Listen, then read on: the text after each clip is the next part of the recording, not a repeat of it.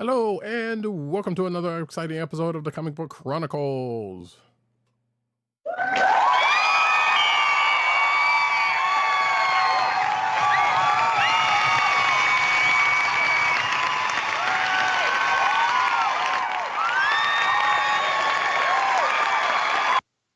I am your host, ThunderCats. You can find me at ThunderCats on Twitter and Blue Sky. You can also find me at News Nose Need on Twitter and Blue Sky. You can also find me at CB Caps on Instagram.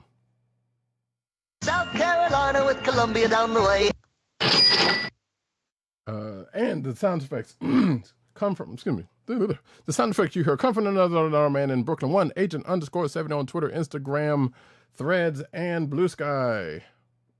What's up, everybody? Co-hosting from the Borough of Kings. How y'all doing tonight? Spread love, it's the Brooklyn way. I'm just a kid from Brooklyn. Indeed.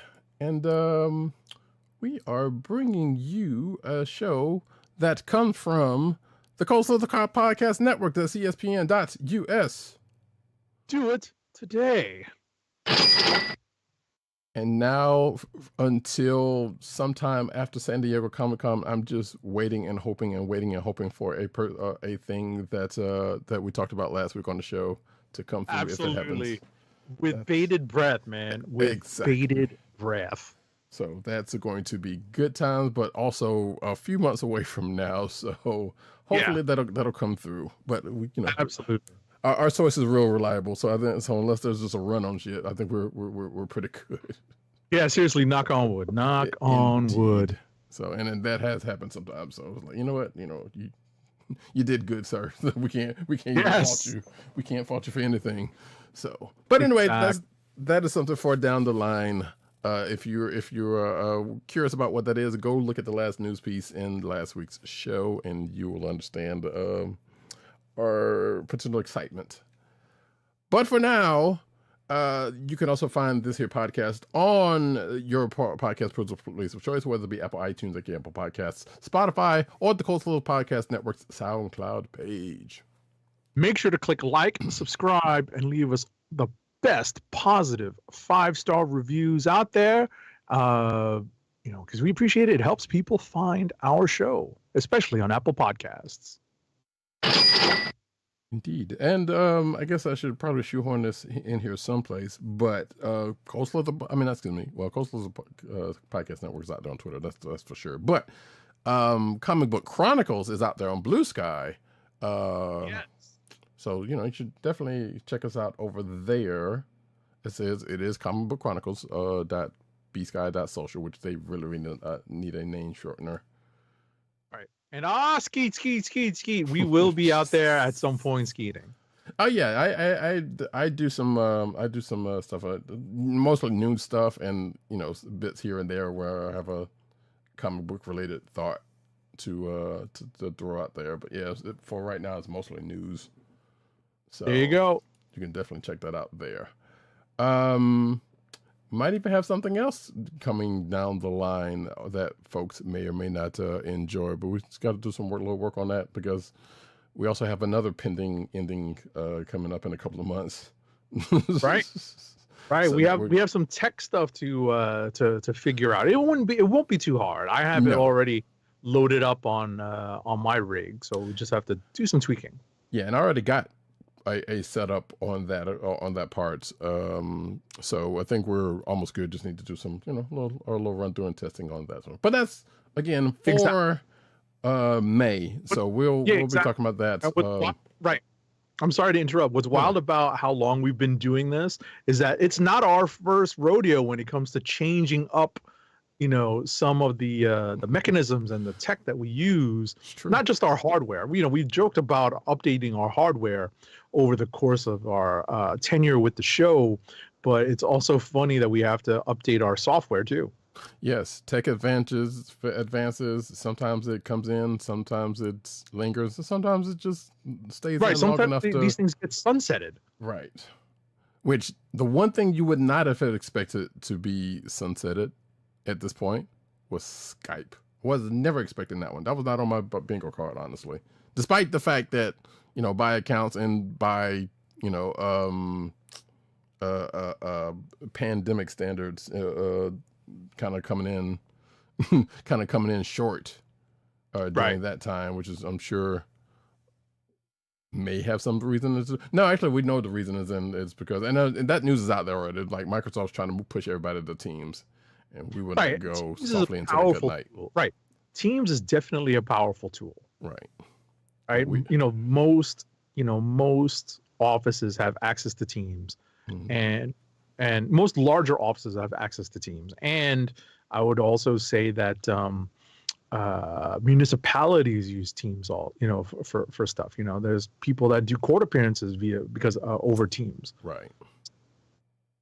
So, but we will not be going softly into that good night. In fact, hell, we could have gone into I forgot the other thing that's kind of like Teams that was big for a moment. That's probably still big for a moment, but regardless, that's more for around May-ish time. So it's not going to affect much of the show. It might look slightly different, but we'll see. We'll see how that works out. But right now, we got a show to do.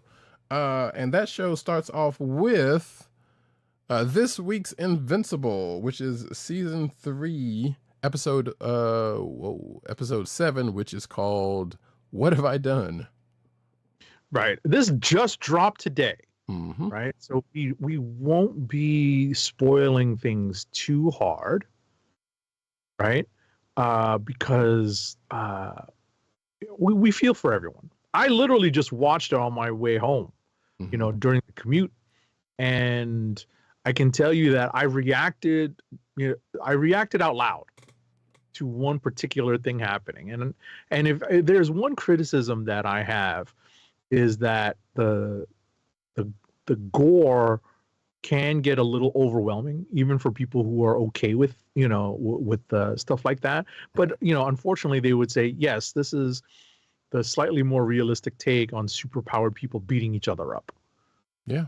Even God. I was about to say, even with how it's presented here, they are still showing a little bit of restraint. Right. What do you think about the evil plot by Sterling K. Brown, who I think is relishing playing the heel? You can kind of tell. You can very much tell. Yes. Again, so being the fact that, because I guess it should be noted that we're caveating this right here and right now, that, and we've said this before, that neither one of us have read the comic books, and this is something that I'm almost fairly certain it is from the comic books in a certain way. Yes. It's not probably playing out the same way because it's adapted from. So you got to do what it is, do what will with that. So that being the case, I was like, I'm also kind of surprised, but also it makes sense why this hasn't happened earlier. Because sometimes the evil genius plots and schemes kind of take some time to gestate. So it kind of hit at a some would say prompt time during the course of the show. And I guess in relation to what's happened at the end of the episode, kind of kicks off a whole other thing in the midst of the chaos that had already been caused by this going on. Right. So what's interesting about this is that I believe, I can't speak for the timing of this particular storyline in the Invincible comic books. Right. I wonder if this predated. It probably predated like the hit that became Spider-Verse, the movie. Possibly, maybe. Yep, right. That would be up to us to double check.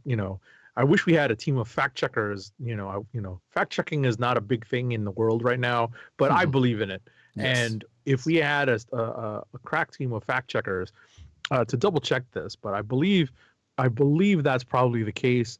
I can start looking this up now while Roddy Cat talks about his thoughts on this episode. Well, so I guess that there's a couple of things with that, because you have to kind of you kind of have to wonder about like which part of Spider-Verse are we talking about? Like, are we talking like the original series? Are we talking the video game that kind of predated that? That's I think Slott wrote that, you know, Right. may have given rise to that, or you know, or even around that same period, you know, used to kind of wonder. Or obviously not the movies, because the movies are a little bit, you know, we know that this comes before we don't know. I guess that's what's 87 is looking up right now, whether it is before the first movie for certain. Right. That's really exactly. That's what I want to confirm. Right. That is before the first movie, because our appreciation of the multiverse obviously predates Invincible as a concept, as a comic book. We've understood that, but in terms of its popularity and kind of as a storytelling plot point, as a means of progressing characters, you know, it really, really hit its stride, right around Spider-Verse. Right. I just sent you something you probably already I literally already started, like scrolling through just to look for when stuff was published. Right. Which that should definitely say. But regardless, so while he's doing that, so Invincible, for its I guess for lack of a better word, pomp, it still is a great, you know, story, adapted story. Even though, like I said, neither one of us has read the books, but the way they're adapting it seems pretty good. And I know if there were people in the you know, if there were people around that would be like, yeah, it's pretty accurate to, you know, to what happened in the books. And again, one of these days I'm still going to go back, because we do have access to those issues or the compendiums, because I know they've been coming out fairly recently as well. But yeah, it's a very striking adaptation also, because of, you know, the show. If it does nothing, it will definitely give you a moment that'll make you go, ooh, oh, you know, which as Age of 70 mentioned recently and prior to the show. So right, a lot happened. A lot went on in this episode. Right. So it actually predates Spidey. Okay. Kind of figure, but yeah, wasn't sure. Now the comic book event or the movie? The comic book event. Okay. Comic book event. Okay. It actually it looks like it predates Slott working on the Shattered Dimensions video game too. Okay, so that's what that was. It might be concurrent also. Right. You know, it all depends on actual, you know, timing and production. Sure. Which I need to play that game, because I remember, you know, we talked about it and Slott mentioned it like way long time ago. I was like, you know what, I just need to go ahead and play that on stream or something, just to kind of get the sense. But maybe by the time the next Spider-Verse movie happens, that'll be an appropriate reason to do so. But knowing that, I guess shout out to Kirkman and I guess Ryan Otley, who was on the book. Right. Because wasn't it, well, because didn't they change artists at one point? Wasn't Cory Walker, or was it Cory Walker first and then Ryan Otley, or vice versa? I'm not sure. Yeah, I'm not sure either. So I'm sure somebody out there knows. But regardless, for those people, because I think Cory Walker is also a consultant on the show, so I think he might have probably been the first, and then Otley came on or something. Regardless, like I said, there's not really much else to say without you know, giving up any spoilers. So I don't want to really, you know, just go into it. But all I can say is it was a good episode, and also the penultimate episode of the season, because especially something that a friend of the show, Von Gloom, who is not in chat right now, mentions, shows up at the end of the show, and he was wondering when this person was going to show up, and hey, lo and behold, asked and answered. Exactly. So the last episode is going to be, it's safe to say that the last episode of the season next week is going to be a slobberknocker. Oh, is it the last episode? Yeah, it's only 8 episodes. Okay. So, that's going to be it's going to be a thing, folks. And I think with that, I think we can kind of move on because, like I said, there's only one other thing to do, and spoil the hell out of it. We're not going to do that. So we're going to push on to the next thing we're going to talk about, which is, hey, guess what, folks? We've been talking about it for the last couple of weeks. Daredevil Born Again has premiered. First 2 episodes are out there for your perusal, and those episodes are called Heaven's Half Hour for the first one and Optics for the second episode. Right. And the first episode starts off, I don't exactly say this tongue in cheek, with a bang. Right? Funny. Yes. The title of this episode actually is said during, like just before, like in the opening, let's say in the opening sequence of the episode. And things do get pretty gnarly during the first let's say 10 minutes of the episode, and we get a bit of a time jump incorporated into the storytelling, and we're off and running. Episode 1. Yep, indeed. And boy howdy, that, like I said, that first 10 minutes is affecting. If you have been keeping up with the show, or if you've kept up with the show when it was on Netflix, it'll be interesting to see how one feels about what happens at the beginning of this show right now. Because part of me was like, wait, I feel like I missed something here, and I know I did because I didn't watch season 3.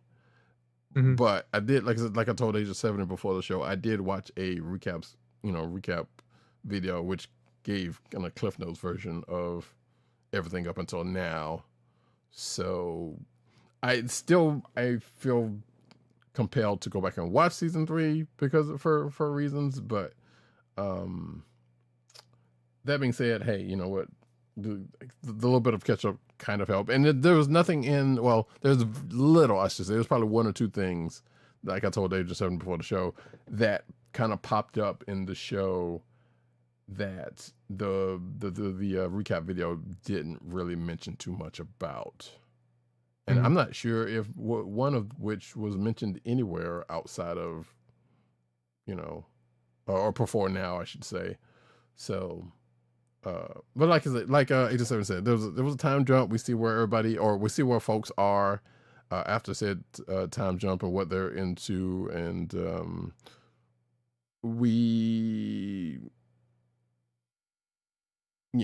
it's mostly catch up with a lot of the characters, and meeting a couple of new characters outside of that. Or at least due to me, maybe they've been in season 3 that I don't know about, but that I don't remember. But there are some characters that that show up that seemed new to me. Put it that way. Right. And as we were talking before the show, a little bit close, as Age of 70 said specifically, it was like a little close to home. Once again, with some subject matter going on in the show. In these 2 episodes, absolutely. Like man, they pulled the Dick Wolf. It's ripped from the head, almost ripped from the headlines. Yeah, that is very true. So, but makes it good, but also makes it ugh. Because we get it. We definitely get it. It's what you saying? It's very true. Yeah. So, I don't know if I could count what happens in the beginning as a hallway fight, but you kind of can. So we do kind of get the first one of those in does that, I think you can, because it definitely exists in part of a hallway, or you could even just say a stairwell. Yes. Which is just a hall that goes up, Right. Exactly. That's why I didn't fight you on that one. I can definitely see that. So, so if you're looking for one of those, you definitely got it, because One thing we can say about the the Netflix slash going into the Marvel television shows, you're gonna get a hallway fight, or two, or three. Yeah. So Absolutely. There was even a couple of, I will say this, kind of spoiler, but maybe not. Well, it's kind of spoiler, but if you weren't watching other shows in the Marvel universe, you shouldn't be surprised at the fact that there was a reference to a couple of the other shows that happened in these two episodes. One in particular during a conversation, which kind of made me giggle a little bit. Yeah. So, and I'm kind of wondering if there's going to be any cameos from. Well, we know one cameo from one other show is definitely coming, but the one in particular that was referenced, I wonder if that's going to come back into play in this show, because it definitely went the other way around on the show that was referenced. Mm-hmm. So I guess we shall see during either this first season or just in general of what comes from that, or if any of the other, which they've been kind of toying with, if any of the other folks from the other Marvel TV shows happen to come back into play, which they've been, like I said, toying with and talking about, but we don't know for sure whether anything's going to happen for sure. But definitely a good first couple of episodes. Definitely worth your time to watch. And they are, nicely lengthy shows, both which, and I know we got a couple of other fairly lengthy shows coming up. And even as we were finding out prior to the show that there's going to be another 2-episode drop coming up. It seems to be the case coming up, if the articles that we read are any indication. Right, that seems to be the case. The best information that we have is that there's going to be at least one more, most likely just one more 2-episode drop over the course of this season. Mm-hmm. And in fact, once again, confirmed by IMDb. There it is. So wanted to make sure. Yep. Yeah, I don't know if you got anything else you wanted to mention about the show, because I'm like, I don't want to, we don't want to spoil it. No, I'm good because same as Invincible, just out 2 days earlier. So there are fewer people who may have put off watching this. Mm-hmm. But you never know. It's true. You never know. Just to stay safe. Indeed. That being the case, we are going to push over into the comic books of the week, starting off with ThunderCats number 13. Alrighty, let me pull up my notes here. ThunderCats number 13 is written by Declan Shalvey, with art by Drew Moss, colors by Martina Pignadoli, and Giovanna La Pietra, and letters by Jeff Eckelberry. It's a pizza dog story. It's a Snarf adventure that shows off this version of Snarf's ability to take action. And believe it or not, this is where the Apex story intersects with the main ThunderCats series. Mm-hmm. So it does help to have read that. I don't know if it was a one-shot or a limited series, but I think it was a one-shot. It was a one-shot. And it's rather important that you know who this character is, and when they make an appearance in this main story, even though it's kind of a side quest story, it's still the main comic book story. Right. It helps to have that context. Right. And even, you could say, it's safe to say that even if you don't know who that character is, you will probably get a sense of who it is during the course of the story. But yes, definitely reading that Apex one shot will give you a little bit more context as to the reasonings behind that character, sorta. But yeah, so Agent 70 called it what he called it. I called it a Snarf silent interlude. Because starting off, that's pretty much what it was up until it got to a certain point. So that's a good one. Also, I was thinking silent interlude, but I definitely had ideas of Pizza Dog. Sure. Yeah. Which, hey, I'm not mad at the reference, so that's pretty great. That's a pretty good one.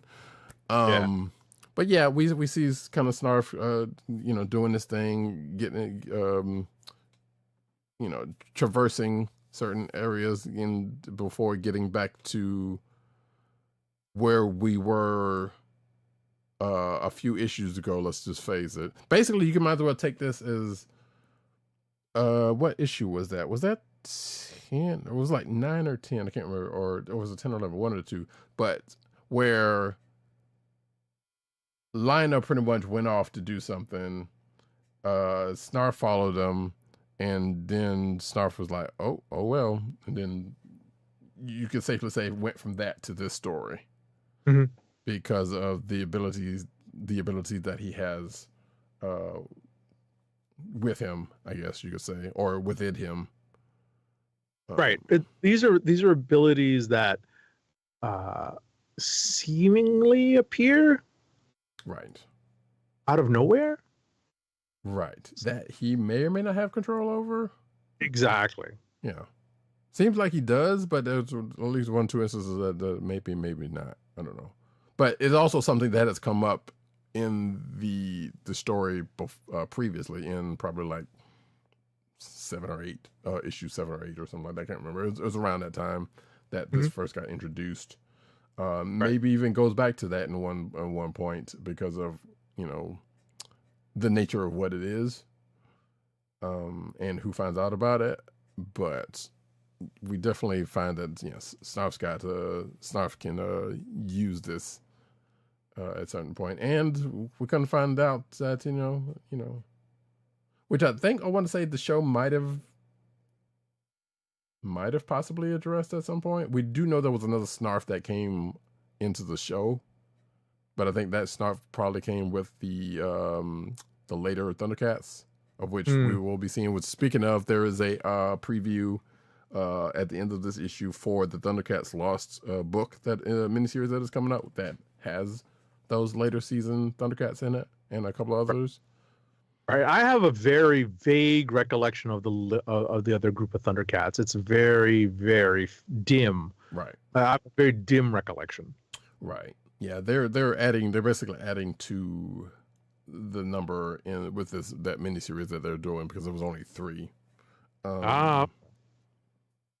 So but I suspect, given what they talked about with that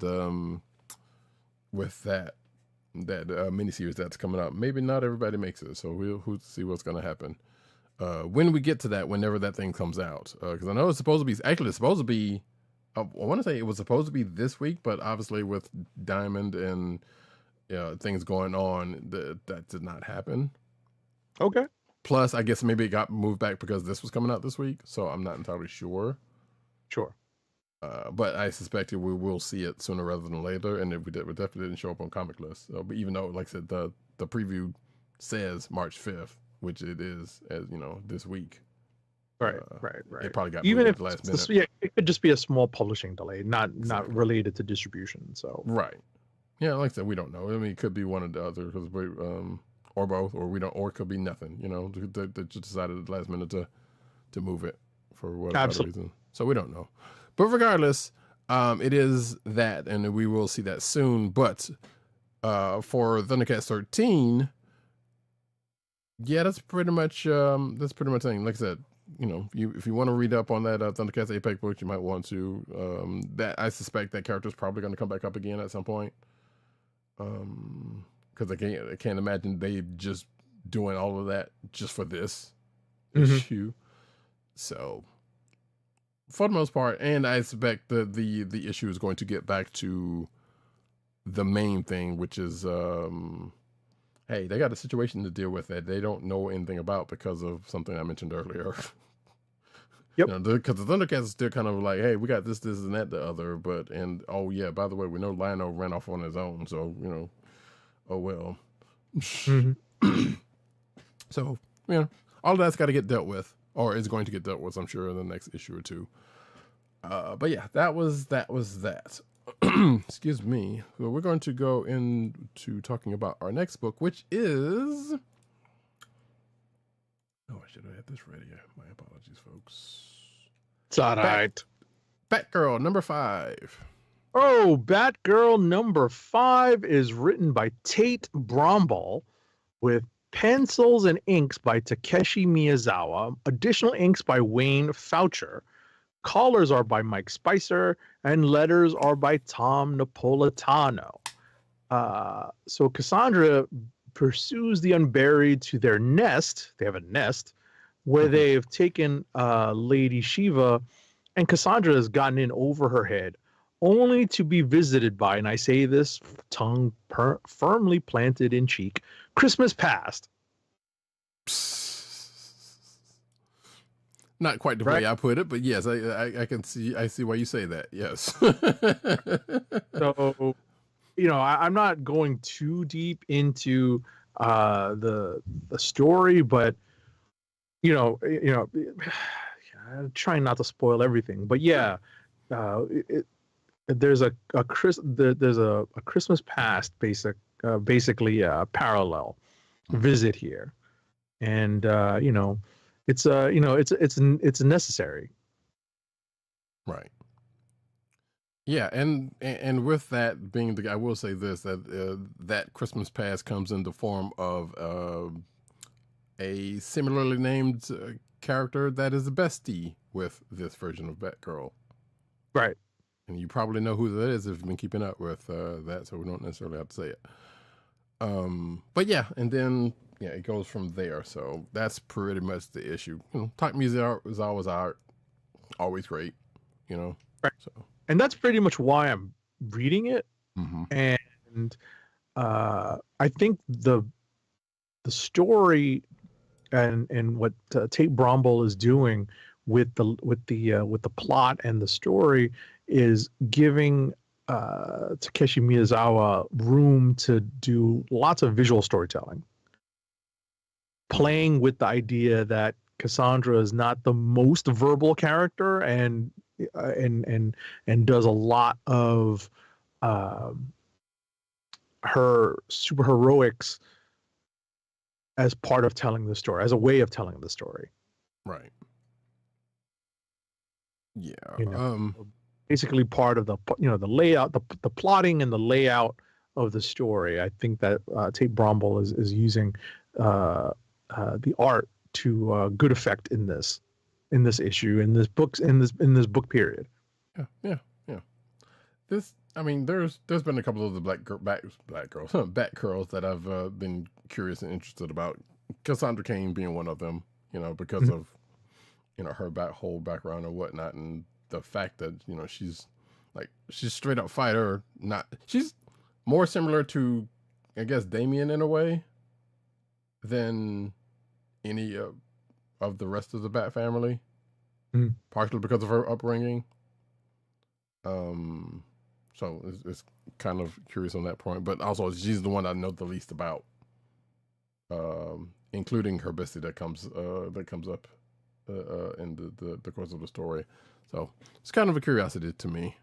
But that being said, I'm still kind of curious as to where this book is going to go, in the further adventures of Cassandra Cain after this arc. Not rushing it, mind you, but just saying, this is an interesting arc to start off with, but what are you going to do after this? Right. If anything. Because I was looking to see if this was, because I think this is an ongoing, but things don't always stay that way. Hopefully, obviously I want to, wish this book wings. But, sometimes it doesn't happen that way. So we should see though. But so far it still continues to be good, with the creative team that it has on it. And with that, we are going to move over into the Marvel section with a little bit of Ultimates number 10. Ultimates number 10 is written by Dennis Camp. We have art by Juan Frigeri, colors by Federico Blee, and letters by VC's Travis Lanham. Captain America leads an assault group on, I believe the group was called the Red Skulls. Mm-hmm. And they have a combination of two Marvel characters as like their logo, and as part of their name as well. And where they live is an homage to one of those characters. Let's just say he was a vigilante who was, at least in this continuity, in this universe, this Ultimate Universe, was a character in the 1970s. What ends up happening during this assault is that the group and Captain America specifically meet up with old friends under who are now operating under very different circumstances. Right. Right. That's the least spoilery way I can describe this. Right. But also, I will say that the character that Agent 70 mentions prior to this, that existed in this universe in the 70s, no stranger to having their logo used by groups of people, by groups of people. Yeah. In actuality. Yeah. That is true. That is true. And I'll also say that this is a candidate for Click of the Week for me because of it's just a very strong story. There is interestingly a highlight placed upon this version of Jim Hammond, the original Android Human Torch, who I don't believe makes much of an appearance in Ultimates until now, right? They recruited him like a few issues, or woke him up a few issues ago when they went on their recruitment drive. So that's it, right? But yes. But there was not too much of an emphasis placed on his backstory, and there's a lot of it fleshed out here in this issue. Correct. Is very familiar to what we know, much like Ultimates often is, but with but with the remix. Right. And definitely the remix. Sorry. Yeah.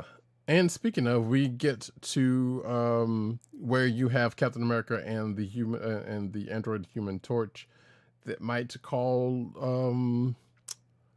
to another group that both of those members were associated with in the 616, and we get to see where the ultimate version of another one of their ex-teammates, what happened to another one of their ex-teammates. Maybe two of their ex-teammates. Maybe two of their ex-teammates, but one in particular, yes, who would normally have no love for folks. I was going to specify some folks, but just for so yeah. Yeah, that part right there, like, okay, we got the whole, Red Skull gang, and we got the whole, blending of logos and ideology in that, and then, oh, by the way, here's what we did with this person. Right. Like, oh man, it was kind of messed up. It was very much kind of messed up. Like, I was kind of expecting something different to happen. Because the solicitors kind of mentioned, like, oh yeah, they might be going to look for a certain person, to which they find in this issue, and yeah, that didn't work out well for them. Right. And that is partially why this is a potential Click of the Week for me as well. Because Nice. Because I wasn't expecting. Actually, you know what? If the Ultimate Universe, or this version of the Ultimate Universe specifically, has told us anything, like, you know what? There's going to be some people that won't be around next year, or this year, right, or never made it all that far. Exactly. Because that was implied in this reboot of the Ultimate Universe anyway. Is that when Iron Lad sought to recreate. Or at least to let's just say renew an effort to create the heroes that should have been born, many bypass that particular option. Yes, or something or refused it, right? Bypassed it or refused it, or something went wrong. Right, there we go. That's what. Yeah, to get to that part.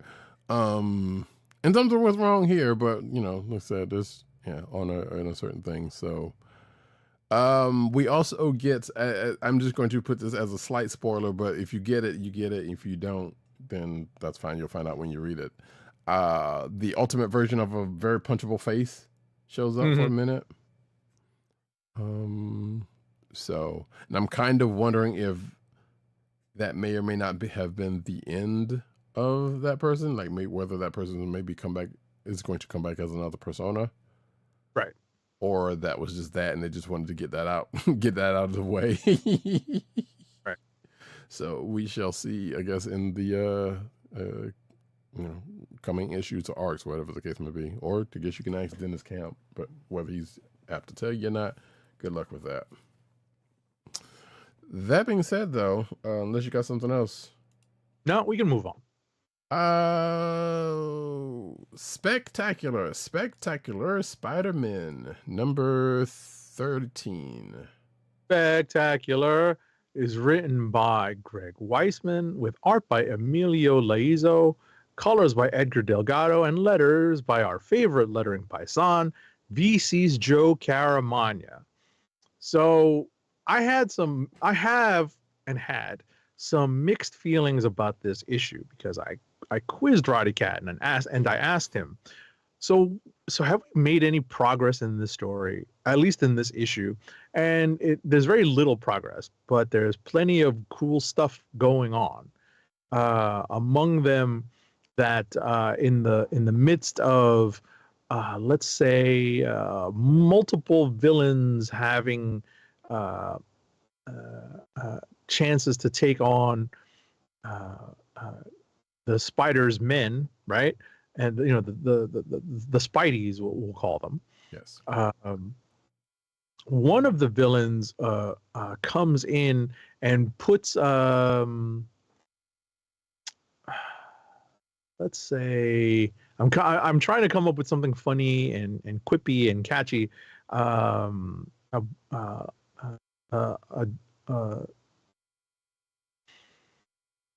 bite hold, a vice grip. Yes. That's it. Holding someone in a vice grip. Yes. And I already spoiled it, but one character puts one of the other villains in a vice grip, and basically that is part of the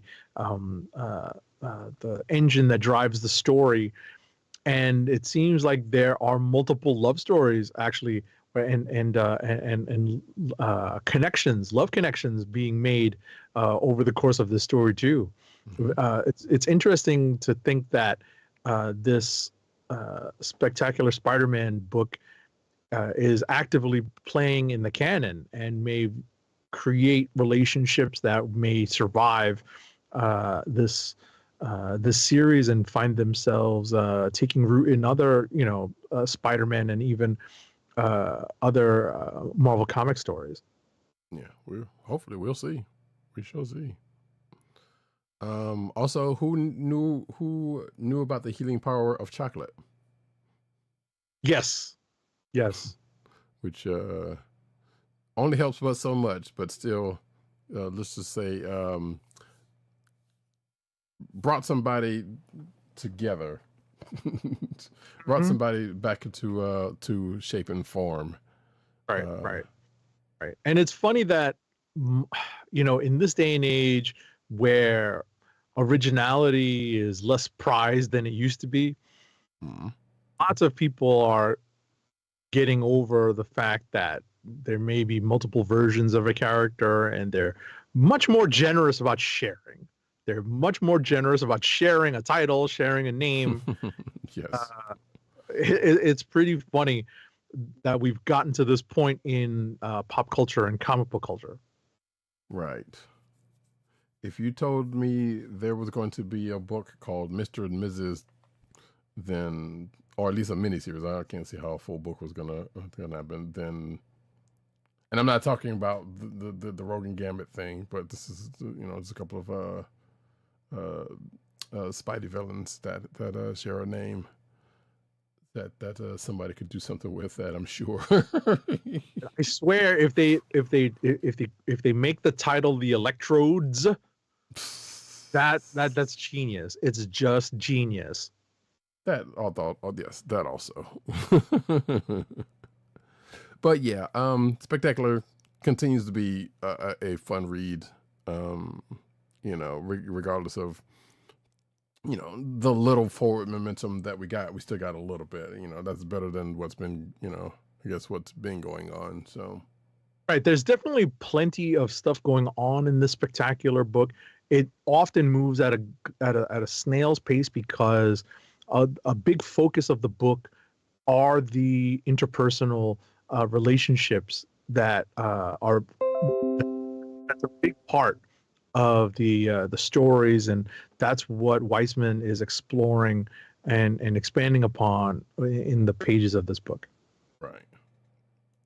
So, which is in some ways refreshing. So I'm not mad at it at all. That being said, let's see what we got. 2 more books. I should probably switch the order of these, but there's a reason why I have them in the order that they are in.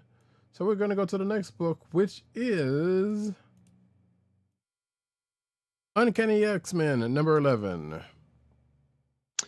Uncanny X-Men number 11 is written by Gail Simone with art by Javier Garrón, colors by Matthew Wilson, and letters by VC's Clayton Cowles. We're here, folks. X-Manhunt, Chapter 1. I don't have too much to say about this issue because I don't want to spoil it. I think that anyone who's interested in this particular crossover and how it moves the story of the X-Men as a whole forward probably needs to read this issue. This seems to be part of the setup for the Imperial crossover storyline that involves Charles Xavier first escaping from Grey Malkin prison. That's been in the background and in the foreground of the Uncanny X-Men book and the X-Men book over the last several issues, but now things have erupted into this X-Manhunt storyline. And this is chapter 1 of this crossover. We have 3 installments of the crossover out this week. Right. And just like this book, another book that will be talked about this week does double duty between events. Not the same events, but events nonetheless. Like this one, like Age of 70 said, could be kind of a precursor to Hickman's Imperial thing this summer. As well as this X-Manhunt thing, but there's another book also that is that's in X-Manhunt, but maybe possibly doing a little crossing over with another current event that is happening right now. Right. I mean, at the end of the day, the timing, because this Imperial event is because of the timing of it, it makes sense that this is exactly where it's going. Yeah. So. Assuming that, well, I don't want to say assuming that's the case because it just seems like it's got to be, right? Because if it's not, then what? But for what we know now, it seems like that is the case here. Right, it's likely. It's more likely than not. Right. So, and once we get to Imperial, then we were like, okay, well, here you go. We knew this is where that came from. Let's see. The only other thing I can say is that it's Izatuma. And gracious. Yes. And there's a virus that we don't necessarily know how it started, but we seem like we have been getting we kind of know about if you've been reading. You kind of know about if you've been reading Uncanny and paying close attention to. Specifically the beginning arc, because it's something that seems to be coming back up from there in relation to a character here. a couple of characters, or at least one character that's mentioned and the character that is the main focal point here. So there you go. I will say that of the three, and I'll mention this, of the three chapters of X-Manhunt, I think this issue does a good job of servicing both the crossover and the ongoing story that's in the pages of Uncanny. And I'll talk about whether or not each chapter of X-Manhunt does this, to what extent that's the case in each chapter of X-Manhunt. Right. And there are the variant covers for Uncanny X-Men right there for you folks. As we move on to the last book that we have in common, which is a new #1 of the week in Doctor Strange of Asgard, #1. Doctor Strange of Asgard, #1, is written by Derek Landy with art by Carlos Magno, colors by Espen Grundegern, and letters by VC's Corey Petit. Doctor Strange relocates to Asgard, and Doc mingles with both familiar and new characters to disastrous results. Yeah, pretty much. Pretty much. We know that Doctor Strange is looking for a new source of magic and a new it's not the first time that Doctor Strange has been on this quest, and it's not the first time that he's ventured into Asgard to do so. So it's not all that unfamiliar to him, but it's a different way of going about it, and that's the point of the story. Mm-hmm. He's running into different people with like new characters, but some of the old characters, some of the more familiar characters are the characters who are let's say the impetus behind certain things happening. Yes. As I say in my notes, they're the spark, they're the catalyst. Yeah, basically. And also, as I know Agent 70 is probably going to get into in a few minutes, and maybe not currently, but has it kind of folds back into, or something is referenced from Immortal Thor from issues back there, right? In this, but basically, as I said, and to kind of almost kind of reiterate what Agent 70 says, Stevens and Asgard trying to get his swagger back, but also trying to get a new job, as I say in my notes. Or a new old job, I'll put it this way, right, in order for him to get his swagger back, put it this way.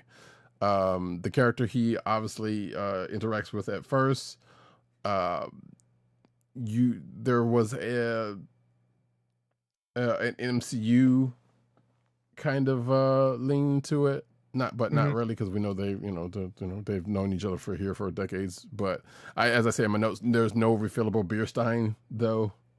That's true. that shows up here. But outside of that, yeah, everything else Agent 70 said was the case. You got to watch those plums, folks. Got to watch your plums. But also, apparently we find out some Asgardians liked Friends and Game of Thrones.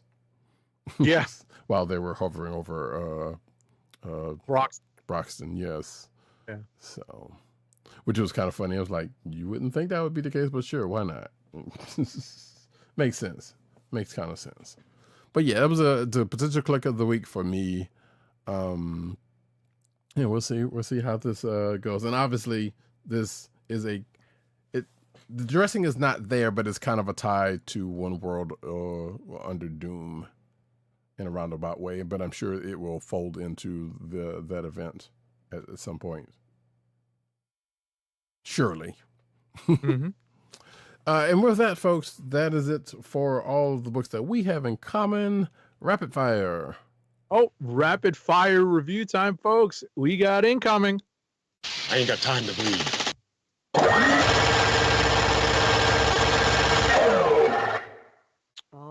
righty. First up for me is Immortal Thor number 21. It's written by Al Ewing with art by Jan Basil Dua, colors by Matt Hollingsworth, and letters by VC's Joe Sabino. This is a fantastic issue that actually reveals how Scourge the Executioner has rejoined the living, despite one of the most memorable stories of the Walter Simonson run. This is definitely a candidate for Kliq of the Week for me. Next is Moon Knight Fist of Khonshu number 6. It's written by Jed McKay with art by Domenico Carbone, colors by Rochelle Rosenberg, and letters by VC's Corey Petit. Mark Spector has been brought low, but his crew picks him up. And in the process, Mark seems to learn some important lessons. Cue the more you know jingle. Where is it?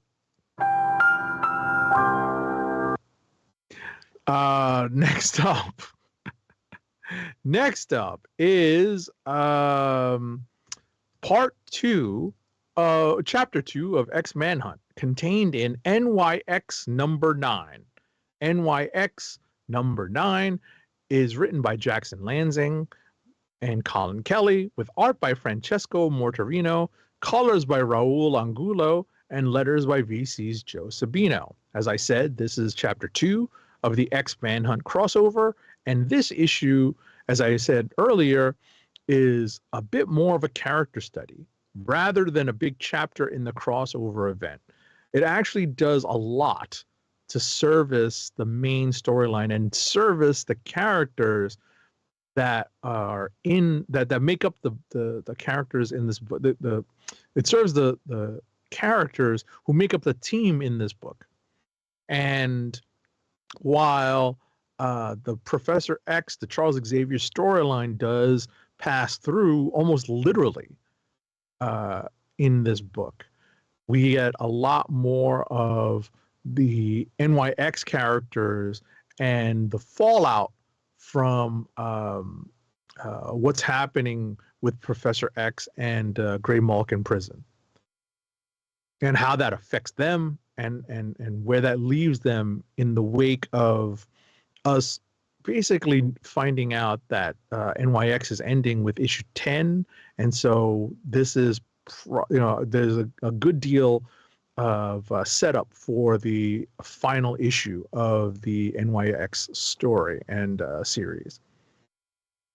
Next up for me is Spider-Gwen, the Ghost Spider number 11. It's written by Stephanie Phillips with art by Paolo Villanelli and colors by Matt Miller, finally with letters by VC's Ariana Marr. WTF. What the hell is going on with Loki in this issue? Why is he here? But we know that Loki had appeared, was set to appear, because Spider-Gwen is in the TVA book, and there's some stuff going on, and it has something to do with why Gwen has found herself at the beginning of this series in the 616 universe, why there are why she's in the TVA book, and why there are just things going on, because we've most certainly transitioned away from the tarantula part, the black tarantula part of the story. Next up is Storm number 6. It's written by Murewa Ayodele with art by Luciano Vecchio, colors by Alex Guimarães and Rochelle Rosenberg, and letters by VC's Travis Lanham. This is chapter 3 of X-Manhunt.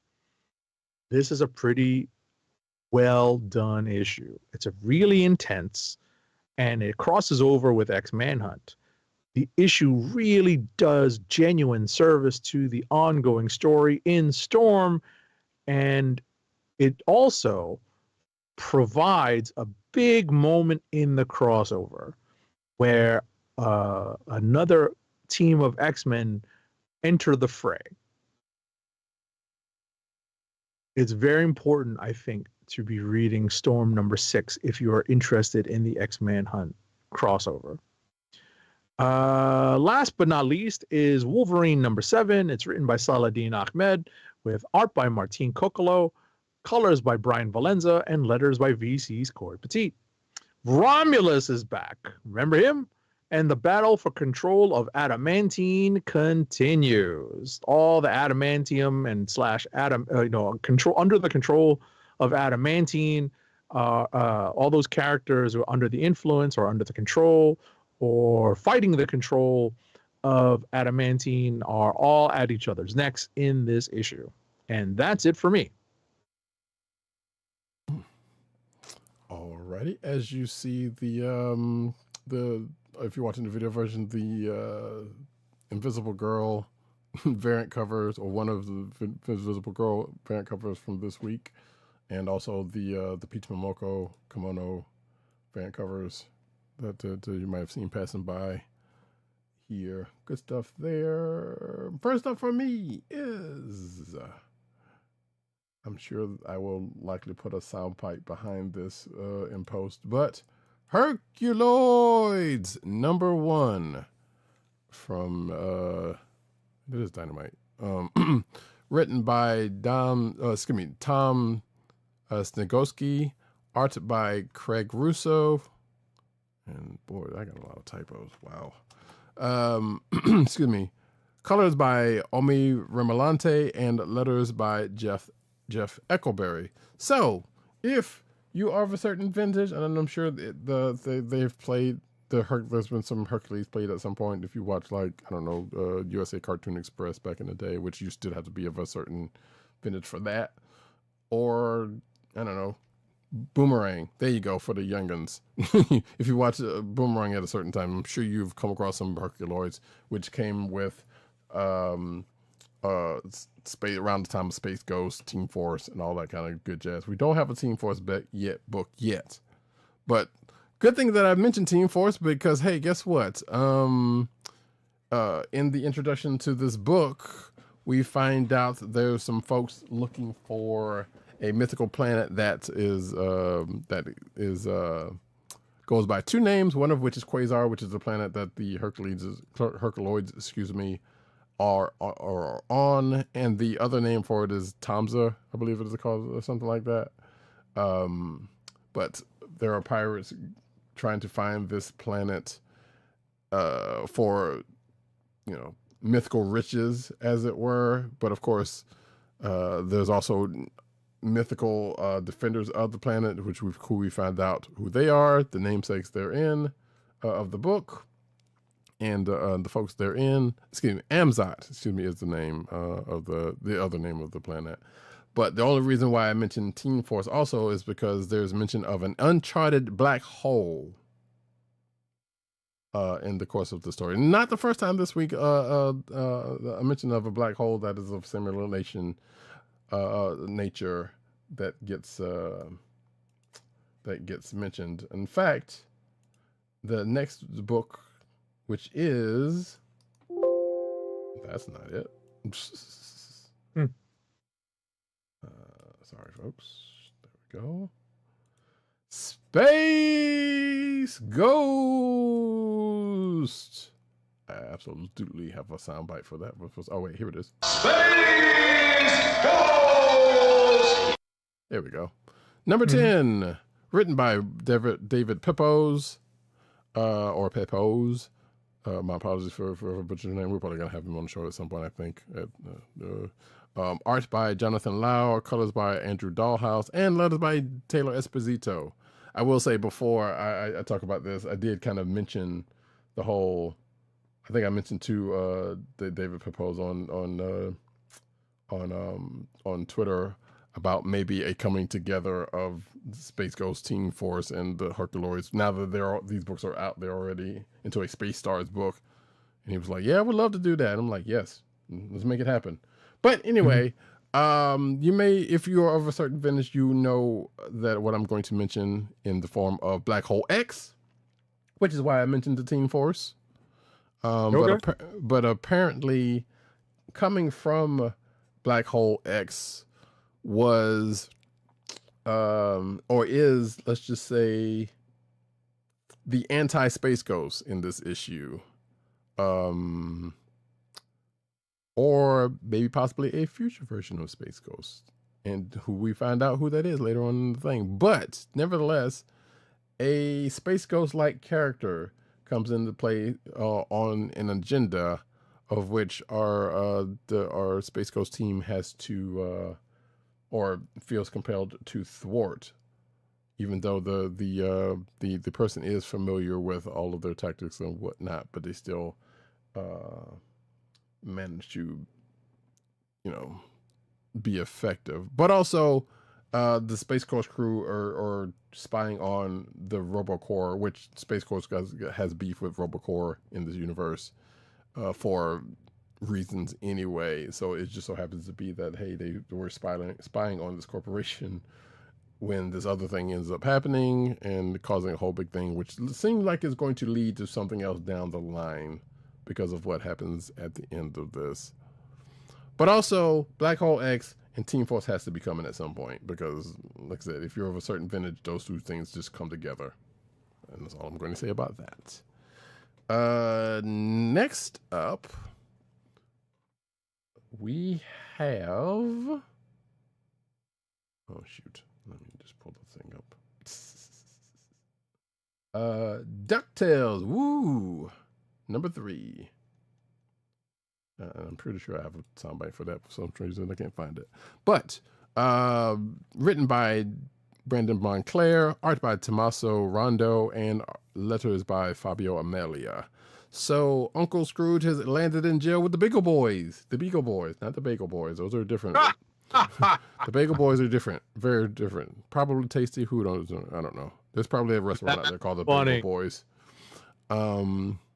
And we find out how that happened, but on the other side of it, we also find out that Ma Beagle ends up with Huey, Dewey, and Louie under similar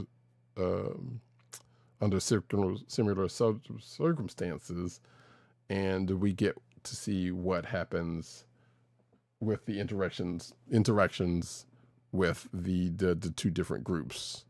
All the while getting a couple of flashbacks to Uncle Scrooge's dealings with Flintheart Glumgold. So, there's a little bit of something for everybody there. Next up is...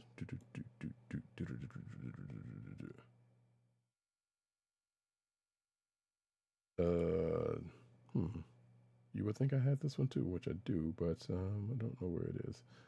I gotta be better about getting these things on the fly. But Darkwing Duck, as in Let's Get Dangerous, is back. And Darkwing Volume 2, Number 1 is written by Daniel Kibblesmith, art by Ted Brandt and Rose Stein, colors by Dirbla Kelly, and letters by Fabio Amelia. So yeah, there's a new volume of Darkwing Duck, and this volume goes back to the beginnings, I guess, near the beginnings of the Darkwing Duck animated series in a way, because we find out that this is, I guess, shortly after the beginning of the series where Drake Mallard adopts Gosselin and still has to parent and be the terror that flaps in the night. At the same time, he tries to enlist some help from his sidekick, Launchpad. But if you know anything about Launchpad McQuack, you know how well that works out. All the while, Darkwing Duck is trying to search for a arch nemesis, as they say in this book. And he interacts with one of his rogues gallery in the course of this issue, and the next few issues are probably going to be him and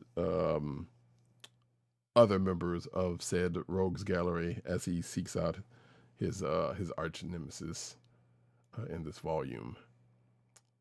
So therein lies that. Next up, and the last book for me actually is Birds of Prey, number 19. written by Kelly Thompson, with art by Juan Cabal, colors by Adriano Lucas, and letters by Clayton Cowles. So this is part 2 of the two-parter with last issue, where trying to go a little bit on the defensive, Dinah, Barbara Gordon, and Sin, which is Dinah's adopted sister, kind of set a trap for folks that were who were seeking out Dinah's little sister for, I guess, her newly acquired powers, or something else. Not newly acquired powers, because she's had them this whole volume, but nevertheless, her and or the entity that she is in a symbiotic relationship with at this point.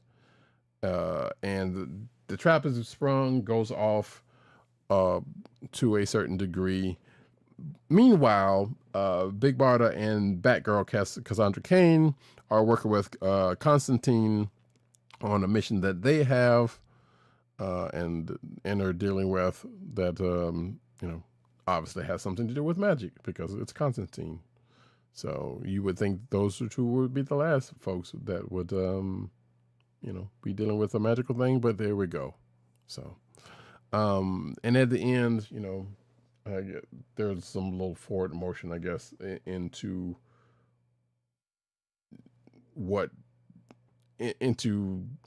Dinah's interpretations about the whole sin situation.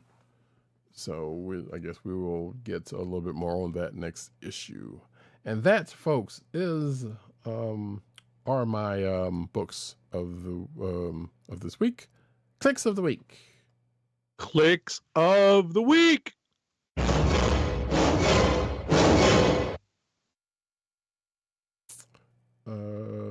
Do you have your potentials, sir? I do have my potentials. They remain the same. My potential Kliqs of the week, and I'm still really in between my choices here. I was very much impressed, as usual, by Al Ewing on Immortal Thor. It's just such a great story. They do a great job of reminding us why some of us still love and are just enamored of the Scourge the Executioner storyline from Walt Simonson's run on Thor. That's definitely a prime choice for myself. But this week I really have a key contender. That's Ultimates number 10, because Ultimates number 10 was just such a solid issue. It's just hard to describe how engrossed I was in reading this book.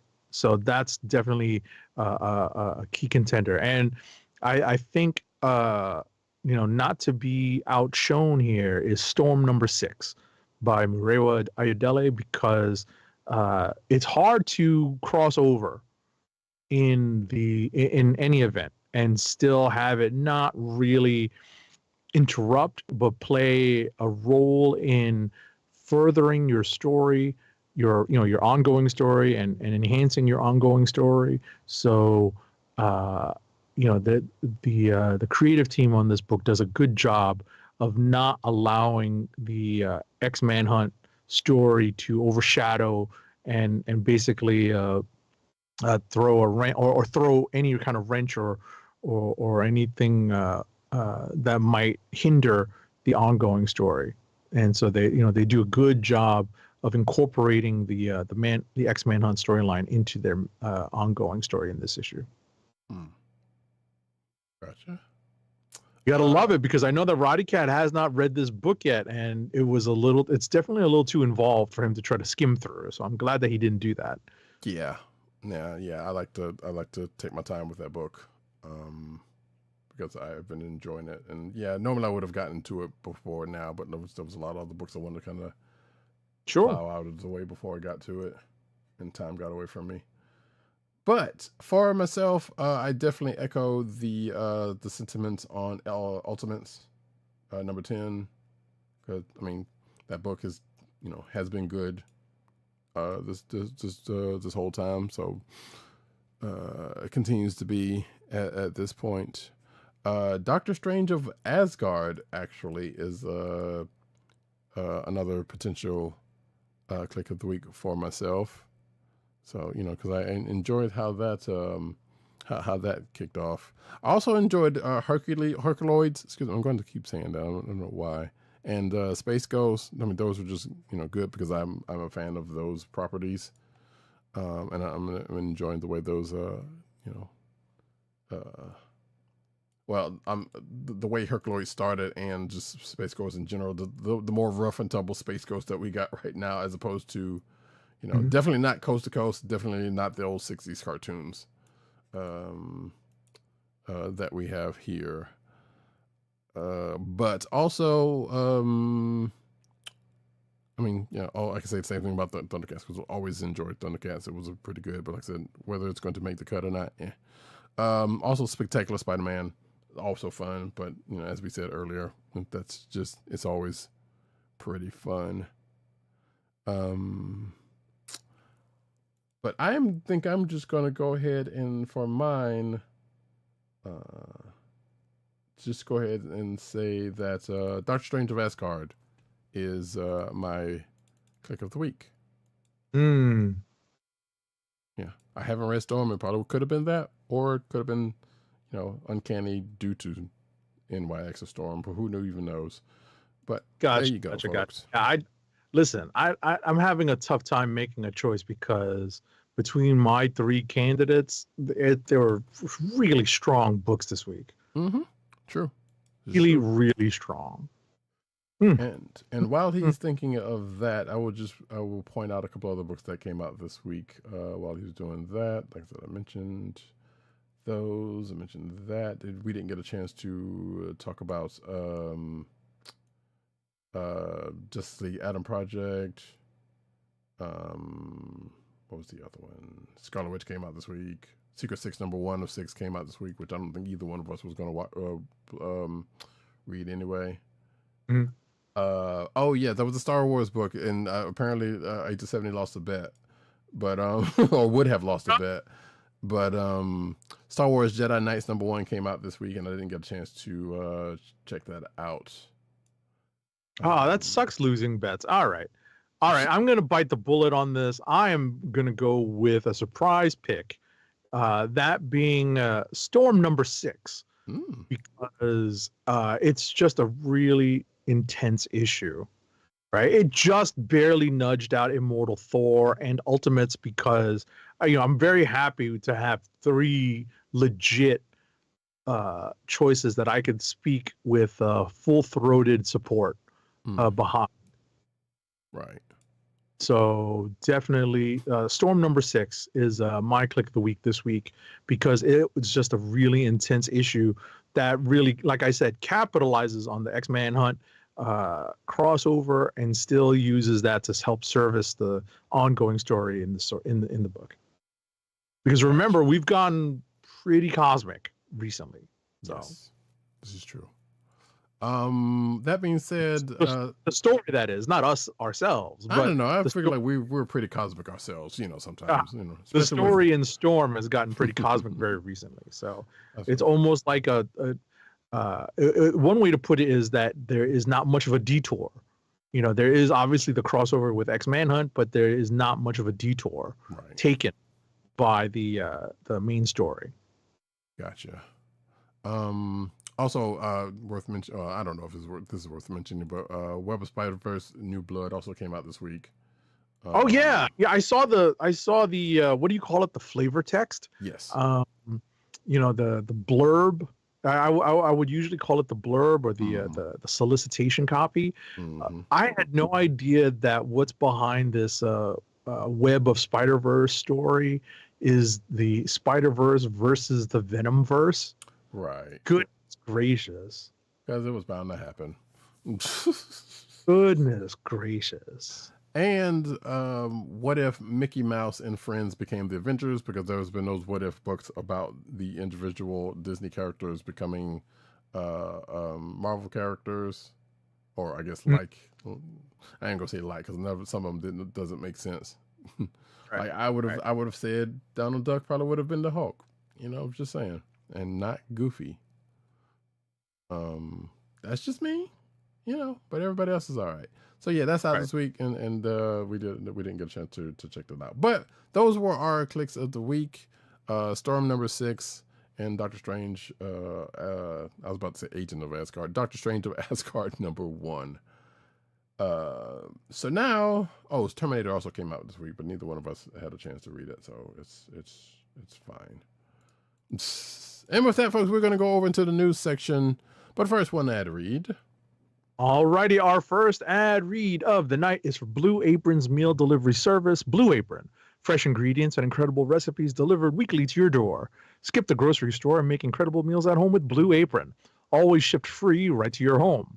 And now the listeners of the Comic Book Chronicles can get $30 off your first Blue Apron order. To place your first order with $30 off and to help keep our show free for you, go to our network website at cspn.us. That's cspn.us. Then click on the Keep Our Podcast Free link at the top of the page. From there, scroll down to the Blue Apron link and sign up for your first order. Blue Apron through cspn.us. Do it today. And now, we move into the news.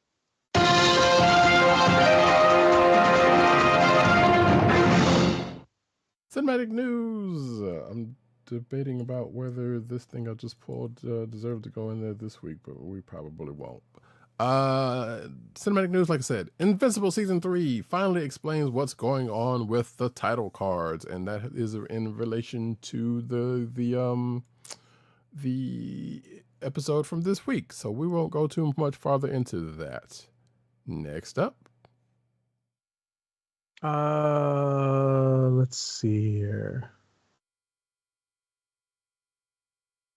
Charlie Cox texted Andrew Garfield on Spider-Man No Way Home set to hang out. This is some gossip. So Charlie Cox is Daredevil. I got to read this now. Let's see here.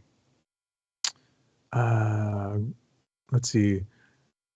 Garfield apparently did not believe Charlie Cox was there. You're not in my script because, spoilers. We're trying to keep everyone from knowing everything on these scripts.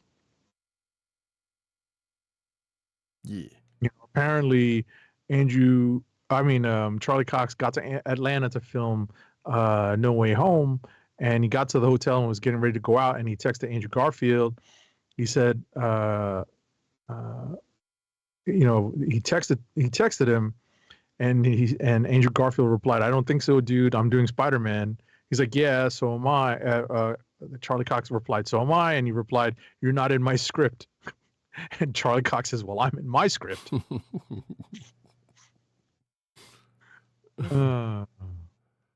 That's pretty good. Right. Apparently, and as a additional subtext, apparently they both realized that being seen together in public in Atlanta near the Marvel set would blow all of the surprises contained in No Way Home for everybody. Right. And the Marvel snipers would have had a field day. Yes, they would have been locked and loaded. I mean, they probably already were. It was like, are they getting close to each other? Just watch them, though. Mm-hmm. Next up, though, why Spider-Man won't be swinging into Daredevil, Born Again, or any other Disney Plus series, apparently.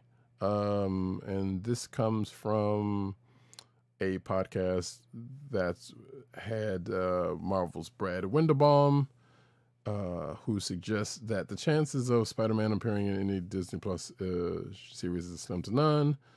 So if these characters do team up, it'll have to be a movie, according to this.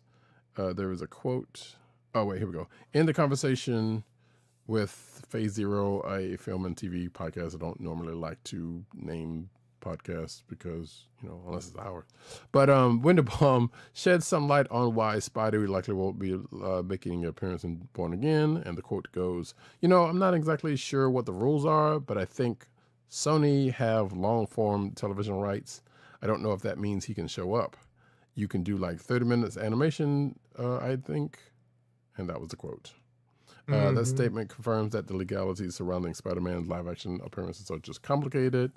According to this article, whilst Marvel Studios has been able to feature the character in films thanks to their deal with Sony, the specifics of long-form TV rights seem to favor Sony's control. I will say that there may have been a reference in that may be as far, right, exactly. That Easter egg may be as far as it goes. Yeah. Unfortunately, we have to send the lawyers in, and goodness, I hate, I begrudgingly say that because there's money to be had here.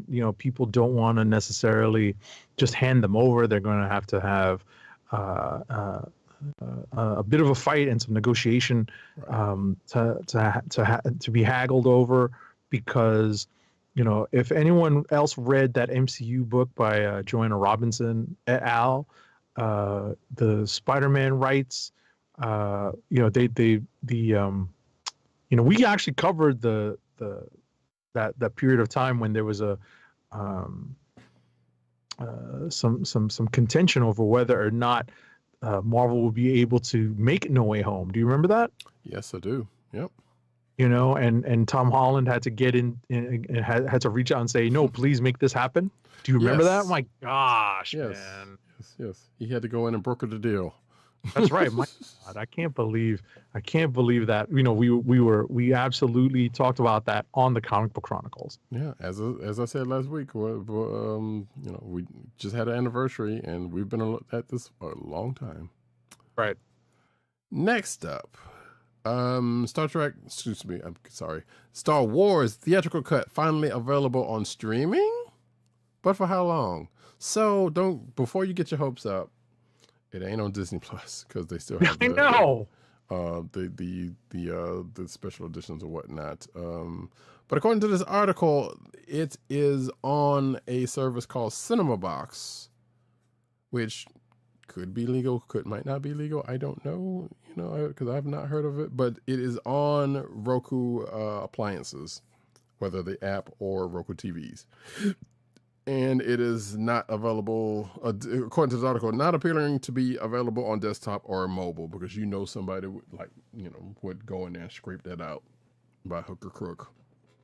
I mean, I know some. I'm just going to shut up. I know there have been people in the past who have gotten the theatrical cuts somewhere and digitized them.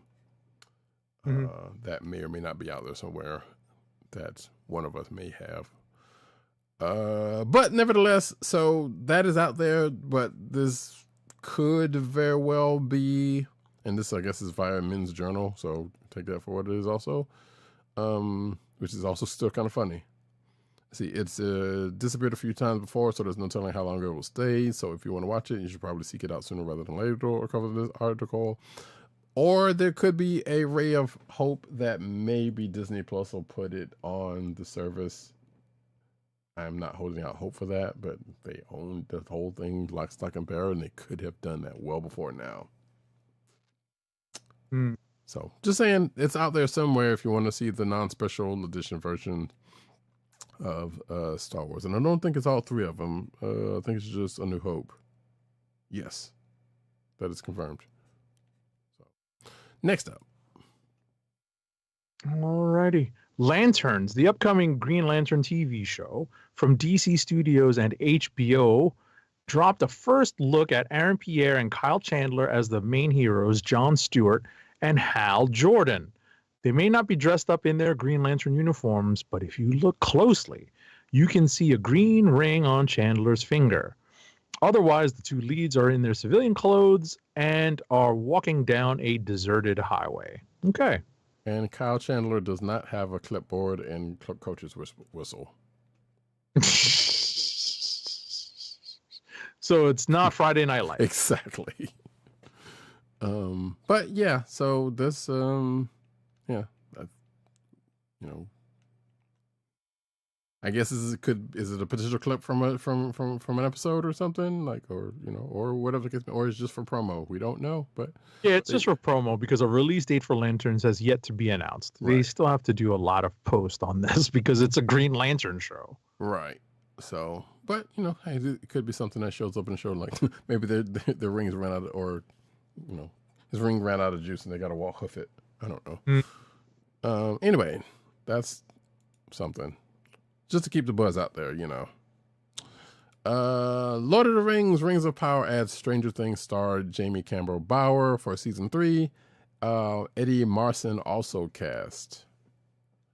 I don't know who either one of these people, but apparently, yeah, there's Stranger Things connection, which, you know, people have been mining from Stranger Things since it got popular, so not surprising. Apparently, Eddie Marsan is from Ray Donovan and is set to recur on the new season, which is currently of Lord of the Rings, Rings of Power, which is currently in pre-production. I got slightly excited while watching Invincible because I saw a commercial for Rings of Power, thinking it was for the new season, but I was like, no, it was just the fact that it was out. Hey, it's a thing and it's out there. So I was like, oh well, boo. But nevertheless, and this is where I ask Agent 70 once again, because I have asked him this prior to the show. Did he watch the Lord of the Rings anime? I have not. I have not had time. It's been a pretty hectic week. I don't know if I'll have time over the weekend, but we'll see. I'm not honestly in a hurry because I've heard mixed reviews, and I do want to give it a fair shot, but ultimately that may be something that I get to down the line. Sure. Yeah. The only thing I saw was the trailer for it, and it looked all right for me, but to me, but I hadn't watched it either yet. So we shall see. Next up. All right, we are on. There's a new stop motion Ghostbusters fan film, and it's debuting after 8 years in the making.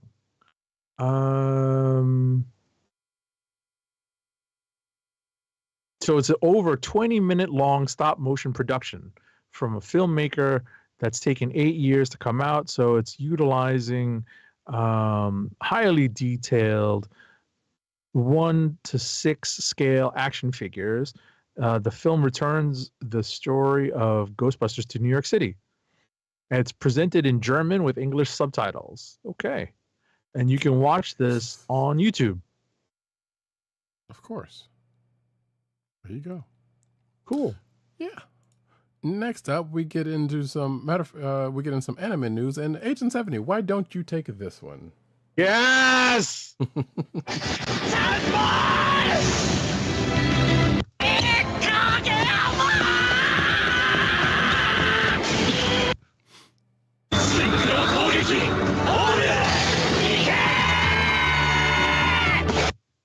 So it's official. Haruichi Furudate and Production IG's hit sports anime Haikyu is returning with a movie sequel for its next match, finally adapting the highly awaited climactic battle between Karasuno and Kamo Madai. With exactly a year having passed since the release of, oh my God, it's been a year since the release of Haikyu, the dumpster battle last February. Man, I still remember going to the theater to watch that. And the fact is, you've probably watched it like 2 or 3 or 5 times since. Yes, once it hit Crunchyroll. Mm-hmm. Once it hit Crunchyroll, I watched it several times. I don't know if I hit double digits yet, but several times. As a matter of fact, now I'm kind of in the mood to go watch it again. So fans have been eagerly awaiting the next installment of Haikyu anime for quite some time, and it seems the sports giant may be returning to theaters sooner than fans think, with a new movie to wrap up the spring tournament. A post on Haikyuu's official Anime X account. I did get a notification of this. So I watched this. Has confirmed that the next installation to the franchise will also be a movie titled Haikyu, the movie, versus the Little Giant, which, like the rest of the series so far, will also be produced by Production IG. The announcement was originally made at the anime's 10th anniversary event. Haikyu Next Step, held on March 2nd, 2025. Although a release window or exact release date have not yet been revealed, the announcement was accompanied by an exciting new teaser video and poster hyping the release. Hell yeah.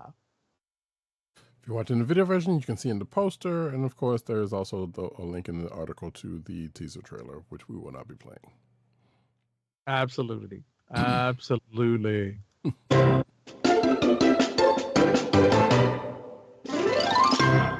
Indeed, and now we go over into the comic book news with Mad Studios cancels 4 free comic book day titles. Ah, that sucks. Yeah. So the titles dropped include Phineas and Ferb #1, Flash Gordon Adventures #1, Hero Bear and the Kid #1, and Princess Guinevere and King Arthur crossover #1. So there we go. Apparently, let's see. Publicist at Mad Cave Studios says that those mentioned were canceled, but they decided to continue with Speed Racer #0 and Phantom #0, which I thought it was the other way around, honestly. They're available in single issues through Diamond and in bulk packs from Lunar Distributions. And there are details on the in this article for the 4 canceled books. So there you go.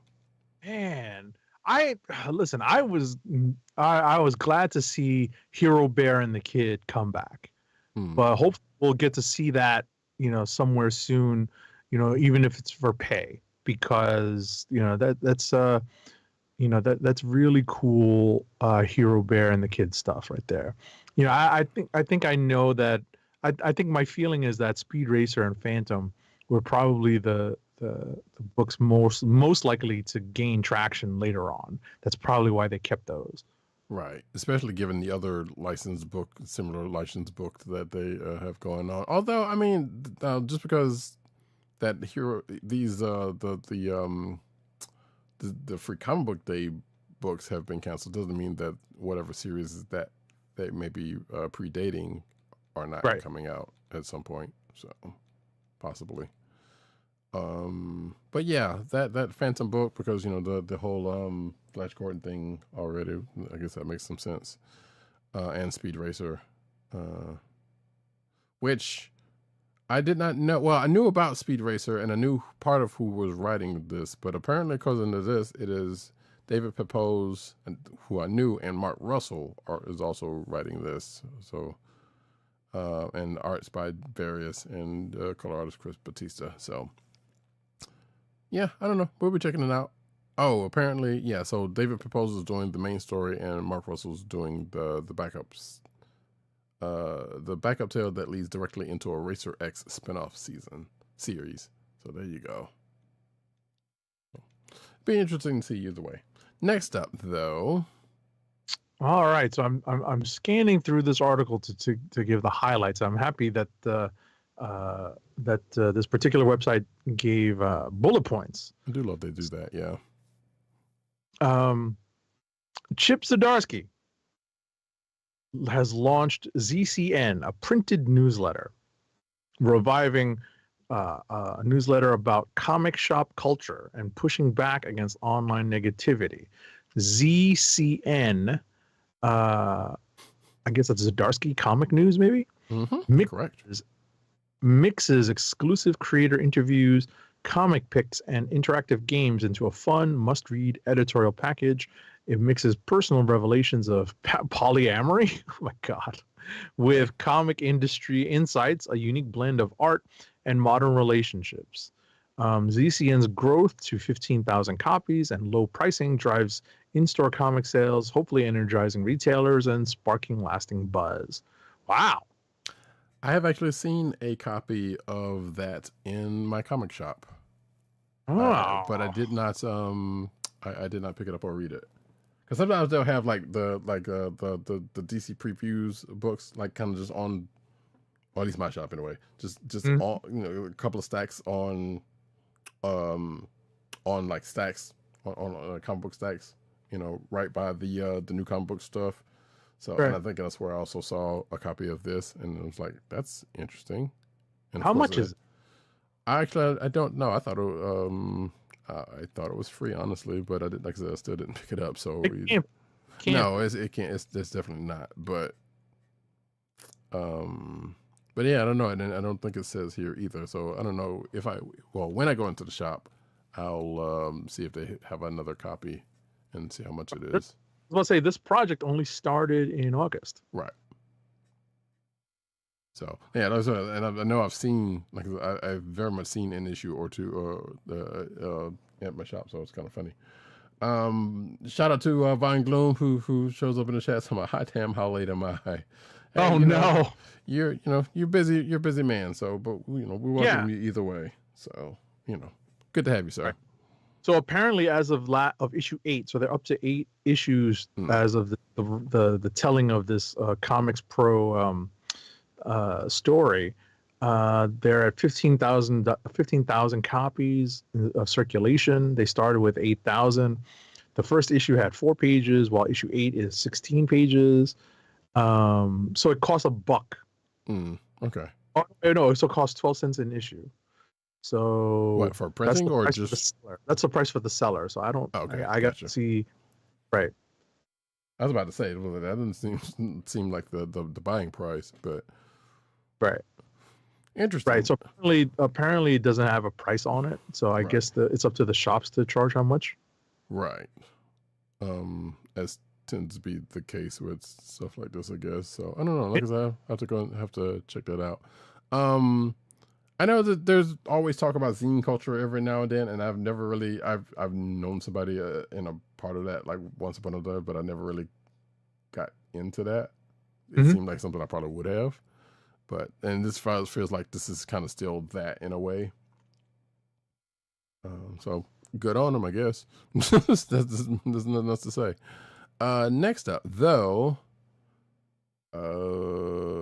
Say goodbye to Speed Force. The Flash is ready to invent his powers. This is talking about that that new Absolute Flash book, where Wally West is the only Flash and has no mentor, and I guess they get away with the Speed Force. So, in this is the synopsis for Absolute Flash #1, which is set for March 19th, 2025. Without the mentor, without the family, without the Speed Force, what's left is the absolute Scarlet Speedster. Right. I think I made reference to this. I don't think it was last episode, but it might have been in pre or post-production conversation that I skimmed through the preview. I believe it was in last week's DC books or probably 2 weeks ago. Right. And yeah, this is the Absolute Flash book. So it's the Absolute Universe. This is Ultimate / Absolute Flash, and it's Wally, not Barry. Right. And we're going to see, how they get to these speeds without the Speed Force. Right. I mean, it's probably going to be like a Alan Scott situation, I would imagine. How Alan Scott, while doesn't necessarily deal with the Green Lantern battery, still has similar powers tied somewhere into or something like that.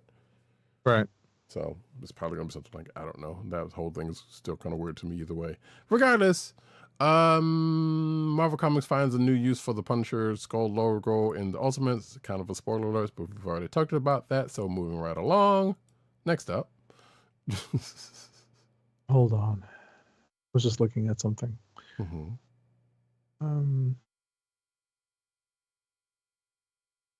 Marvel Comics has found a new use for the Punisher Skull logo in Ultimates. I referenced this earlier when I talked about Ultimates #10, where there is a remix of the Skull logo, and it involves the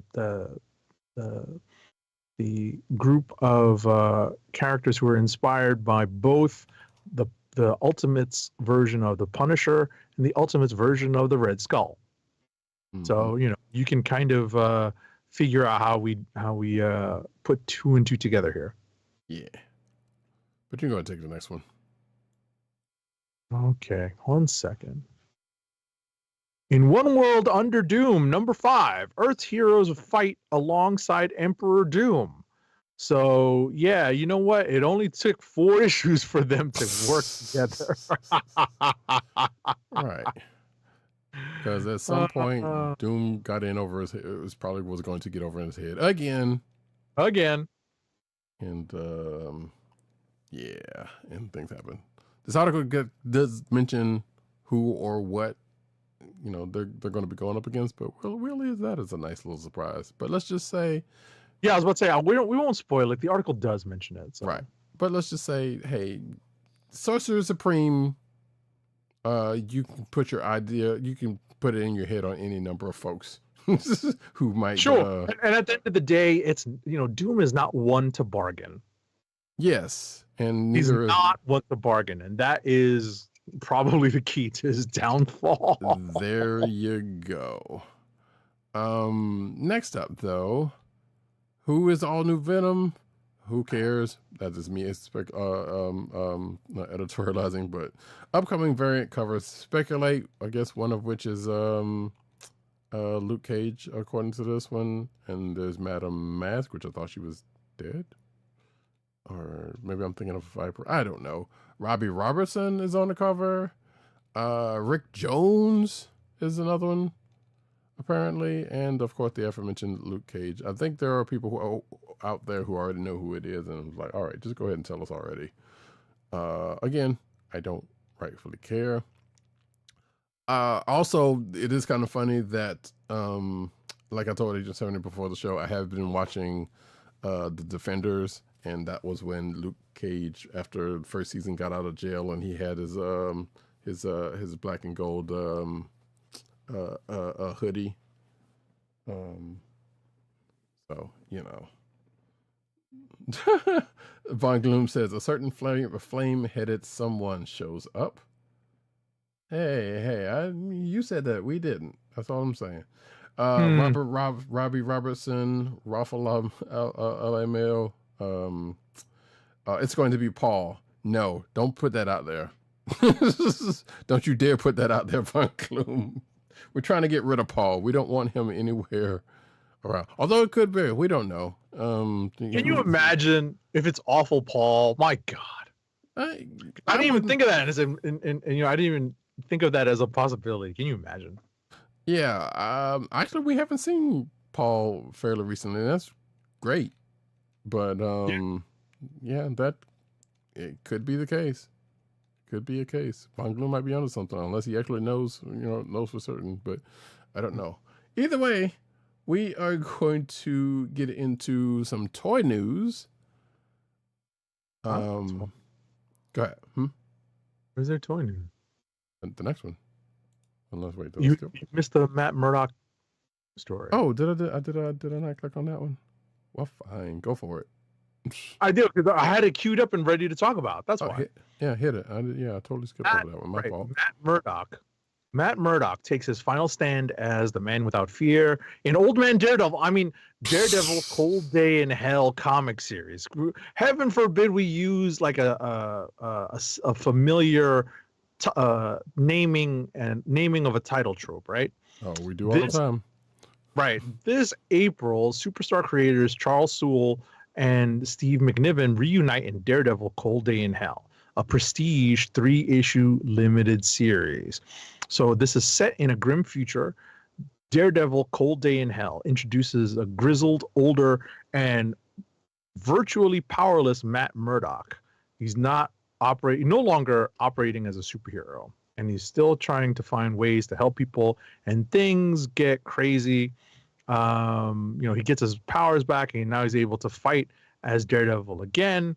You're going to get 3 issues of this in April, May, and June of this year. The first issue's on sale April 2nd. I'm looking for pricing, but because it's prestige, it's probably going to be a little bit more expensive than definitely going to be more expensive than a regular book. I love how this thing says a grizzled, older, and virtually powerless man. I'm like, grizzled? He's already has variations of grizzled throughout the year. So how much different, how much more grizzled can he get? Mm-hmm. You know. But so yeah, that's the thing. Von Gloom says it certainly isn't Craig from NASA. We haven't seen Craig recently, unless he shows up in this week's Storm, but I don't think so. But yeah, we haven't seen Craig in a minute. So, which is kind of worrisome also because of what happened in last issue or whatever the case may be that people have glossed on to. Anyway, next up though, now we get into I was just gonna mention that it's fun to see Charles Soule on Daredevil again, because he's been in the Lucasfilm playground for a long time. Right. And who else, to write an ex-lawyer, but an ex-lawyer. Right. Or a non-practicing well, yeah, non-practicing lawyer, right. Yes. He's definitely not practicing anymore. Right. So, next, you know what? I would be surprised if Soule shows up in Daredevil Born Again, even though, I mean, he may or may not have anything to do with any of that, but still, maybe they was like, hey, you know what? You were a lawyer. I'm just going to come on and, pop in here real quick. Right. Now we got toy news. Which is Marvel Legends series Target exclusive Jean Grey X Factor figure coming in March. So if you were looking for an X Factor Jean Grey, there you go. Right. The pre-order, I think, just dropped. Yes. So picture there is the packaging. There's some more poses. There you go, and there you go, and there you go, and there you go. Booyah. Right. I was about to say the pre-order on this, I think, dropped just the other day. Hopefully they haven't sold out the pre-order yet. So, I'm not looking to get this figure, but it does look good. Yeah. I mean, hey, if you want original X Factor, you can't go wrong. Next up. So this is the item that I was pretty tempted to plunk money down on.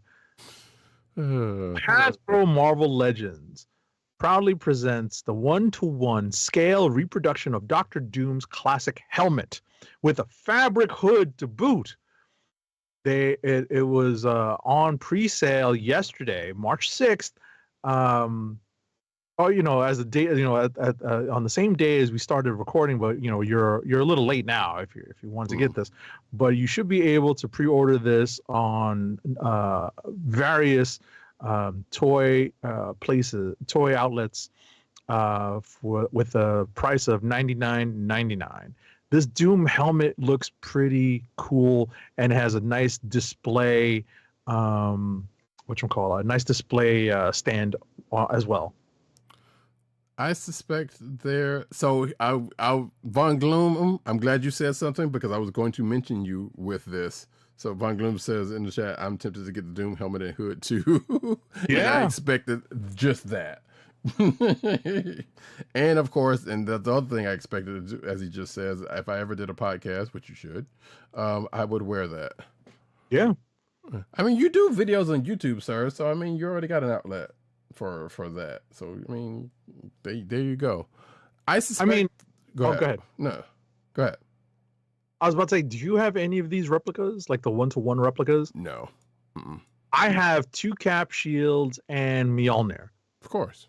Right? Those are the ones I absolutely wanted. But, the Doom helmet, I don't know if I would put it on, but I would absolutely have it like on my bookshelf behind me. Yeah. That's just such a great display piece. And I'm pretty sure with my hair it wouldn't fit on me anyway. But yeah, it would be something to have, definitely. Right. If you look at if you go through the images, the display piece that holds up the helmet and together with how the hood looks on it, the fabric hood looks on it, that's incredible. Yeah. And what if it did electronic sounds like the old Doctor Doom from Spider-Man and His Amazing Friends? Yeah. Surprisingly, it's not like Iron Man. I guess it doesn't. I didn't see anything in here about making electronic sounds. Yeah, no, I don't think it does. Right, but yeah, it's pretty. This is a pretty impressive. It's not a toy. It's it's a cosplay. It's a cosplay thing. That's what these Marvel Legends reproductions are. Right. And obviously, some folks would probably take the hood off and then take that gladiator popcorn bucket helmet and put that on and do MF Doom. Yeah. So, yeah, I can see that happening for sure. Von Gloom says I would probably spray paint it gold though, so the mouse wouldn't sue you. They would probably still try to sue you, sir. Don't get it twisted. Right. But no, painting it gold is a good idea. Yeah. Next up, though, well, this would be me if it wasn't me. So here's first look at Marvel Spider-Man collaboration with Magic the Gathering, which is going to happen on September 26th of this year. I believe I saw that it is also out on pre-sale on Amazon, which I didn't plunk down on, but that's and actually there's a link here on the Magic site, so there you go. But of course you can get it at your LGS, your local game store, as well. So let's see, it's going to be a standard legal set. It's going to have, here you go. I know Venom, Spider-Gwen, Peter. It says Doc Ock is here. Green Goblin, Pumpkin Bombs. I thought I saw or maybe I'm wrong. Oh no, so yeah, there is. Or Spider-Gwen is on the cover and a Miles, but I don't know if they're only showing these particular cards. So, am I thinking of getting this? Probably. But, Von Gloom asks, what the heck, Magic and Spider-Man? Hey, they're going, that's, the Spider-Man, the Doctor Strange and Magic is probably going to come along at some point. Because we know, I think there was a Doctor Strange card in the other big set that they have. So they're just breaking out smaller sets. So there's probably going to be another Cap set. There's probably going to be another Doctor Strange set. Or a Doctor Strange set and some others. So I would not be surprised if that doesn't actually happen. But next up.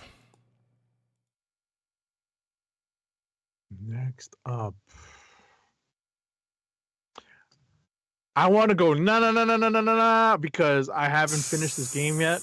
But I just spoiled myself here, and that's annoying. Or maybe not. It's just a rumor. I mean, so we don't. Oh, I mean, it's how Spider-Man 2 ends, and I haven't finished the game yet. Right. That's kind of annoying. It's true. Articles. Well, but they're talking about the stuff that's in the works because Spider-Man 3 is in production. Still in the early stages though, because this game may not come out until 2020. Yeah. So like 2020. Probably 2020. Nah. Well, I mean they do take a minute, but no, with everything they already got in the pipeline, I would say at the very least 2026, especially if they're talking about it now. I mean, and it's not like 2 hadn't been out for a while, so they probably had started working on it after they finished. Right. So apparently, there's teasers, I guess. What is this teaser? Ooh, there is. Well, so speaking with the Direct, which is a teaser site, so you gotta again take some of this as a grain of salt. But okay. So this is the actor who plays Peter Parker in the Spider-Man 2 game. Yes. And there's a few things he can say about the game, and apparently Peter may be taking a back seat in Game 3, but he's going to be part of he's probably going to be part of the next game. He won't be relegated to the couch. Right. Or being the man behind the chair. Or maybe you will. Who's to say? But yeah, Yuri Lowenthal is most people know him for his anime voiceover acting, and people love him. So I was about to say, most people, I don't know this person. He does voiceover acting for English dubs of anime. Yes. You know what? Who? Anyway. Yeah, well, we're not going to get into that again. Also, Von Gloom rightly says Rip Tony Todd, who got snubbed in the for the Oscar remembrance part of that, along with a couple other people with some bunk shit. Next up, though, Marvel Snap goes back to the Stone Age for prehistoric Avengers season. So I guess their next season is going to be the 1 million BC Avengers. Let's see. There's Starbrand card, Firehair, Khonshu, Asun. He puts planets in orbit. That's not exactly Spade, but don't worry about it. If you know the reference, you're good with me.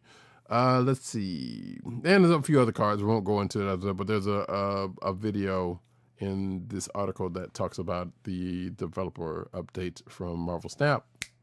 So yeah, you could check that out. I haven't played it in a minute, but I still enjoy that game. Next up.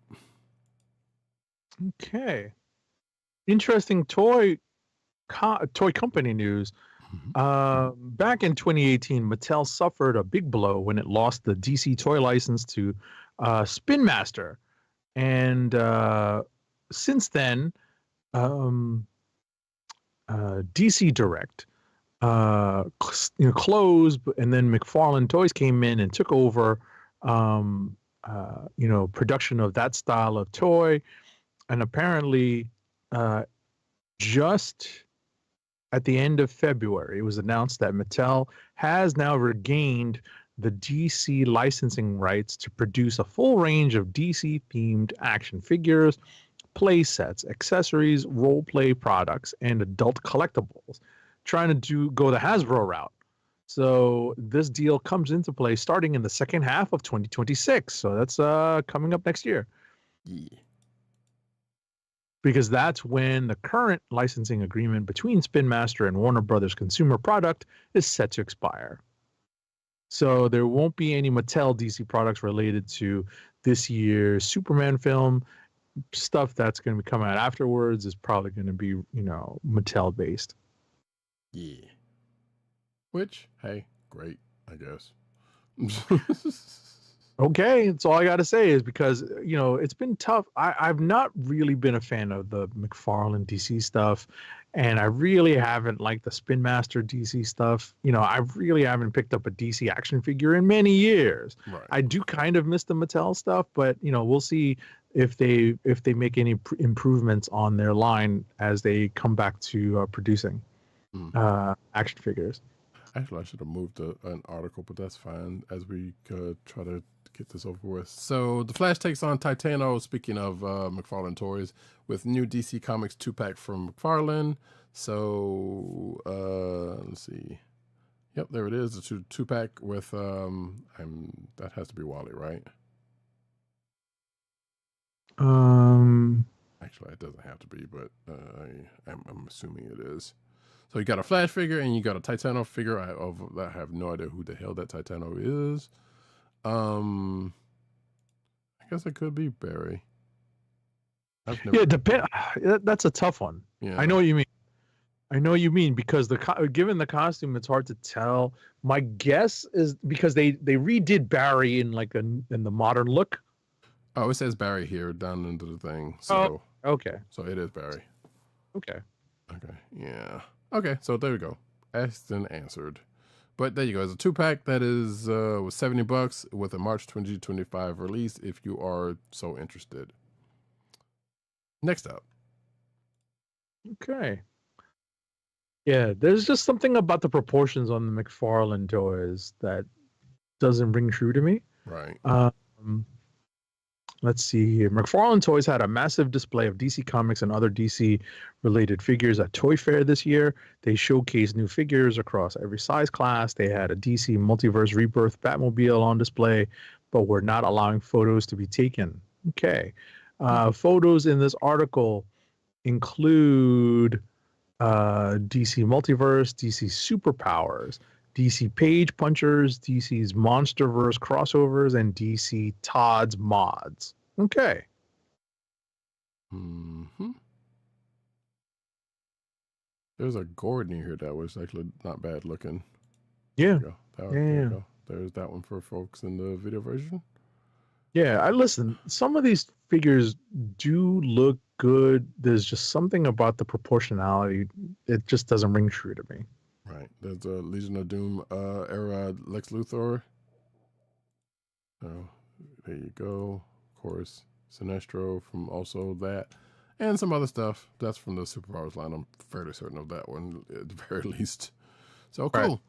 Right. Next up, Mortal Kombat Classic and... Okay, I'm going to need you to stop. Thank you. Mortal Kombat Classic and the Teenage Mutant Ninja Turtles get McFarlane makeovers. So this is from IGN. Let's see. So, yeah. McFarlane's here's McFarlane's redo of Spawn. There you go. And are they showing the Turtles one?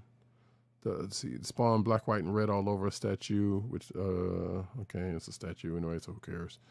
And the Mortal Kombat Classic line will be released as single figures and deluxe 2-packs starting this summer, and hopefully hopes to launch 4 to 12 figures a year. So, and that was coming from IGN's Fan Fest, which was also this weekend. So, cool, I guess. Next up. The Loyal Subjects has been teasing a big return for M-M-M-A.S.K. M-M-M-M-A.S.K. And now there's an exclusive first look at the debut of this toy line again, the reemergence of this toy line. In collaboration with Hasbro, the Loyal Subjects is launching a brand new M-M-M-A.S.K. toy line inspired by the 1985. 85? Hold on. I'm too old for this shit. Original series just in time for the franchise's 40th anniversary. And the first release in the line is the M-M-A.S.K. Mobile Defense Unit, which you can check out in the images below. So this includes the iconic big rig truck, which includes a mobile command center complete with a missile launcher. There are also weapons effects on the sides and what looks to be an extendable battering ramp on the front, battering ram on the front. That's pretty cool looking. You know, I still have very vague, dim memories of M-M-A.S.K, but this does evoke those memories. So I'm going to be that guy for a second, and I kind of apologize. One, I'm surprised they didn't do Night Tracker and Spectrum. I mean, not well, Spectrum is helmet, but the his car first. But the Rhino looks good, which is that's the Flunk Camaro, right? Right. Okay. Oh wait, the Thunderhawk, is that the name of it? I think it's called the Thunderhawk. Maybe I might be wrong. I can't remember because I can't remember what it was called. But they're doing the Condor, so that's good. And which is I think the one that I had. The coloring on this Rhino looks a little bit different than from what I remember. But it's been ages. But also, hey, if you want to watch some M-M-A.S.K, Shout Factory's got a YouTube channel out there that plays M-M-A.S.K and G.I. Joe separately, 24/7. So you go get familiarized with some M-M-A.S.K if you're so inclined. But yeah, this one right here, the motorcycle that turned into a helicopter, I had that one. I think out of all of these, I think the ones I had. So I am slightly curious in this, but it probably won't. We'll see. It also depends on price. Because if it's a little too much, then forget it. Next up, though, Autobot Jetfire, Zetonian Solila, and Agorian Derek from Void Rivals headset has been revealed. I feel like we called this at some point. It was inevitable. So, so Jetfire, of course, Jetfire, which I wouldn't mind a good. Well, I think there is a masterpiece of Jetfire, Skyfire out there somewhere, probably. But the two main characters from Void Rivals are getting figures, 3.75-inch figures to be specific. And let's see. Yeah, 11-inch Jetfire action figure converts between robot and jet mode in 32 steps. So yeah, they are all going to be in one pack, and we don't know the release date or the sale price, but you can safely say that because Jetfire's in it, it's going to be a good bit. Yeah, that's going to be expensive. Yep. Yeah, that's gonna be a little pricey there. So, and I would assume so this came out of Toy Fair, and I assume we'll probably, I would suspect, and I think there was another article that was like rumoring that it might be out around San Diego time, but we don't know that for certain. So, but it would make sense if that's the case. Next up, though. All right, next up, Transformers brings the heat with first look reveal at an official Hot Wheels crossover. So the latest form that this is taking is two classic cars associated with apparently another toy line. Let's see here. So there's an upcoming Hot Wheels X Transformers figures that are based on, let's see here. They're sporting fresh chrome with a clean sheen. So there's not an exact release date out yet, and price point has not yet been revealed. Let's see here. Shown at Toy Fair 2025. Let's see here. They're actually original characters. They're not based on specific Transformers. They're original characters derived from the nature of the crossover between Transformers and Hot Wheels. So so I guess the characters are called Twin Mill and Bone Shaker. Right. Both of which are Hot Wheels car names. So they just took the car names and just made them robots. Gotcha. I am very curious. So there's also one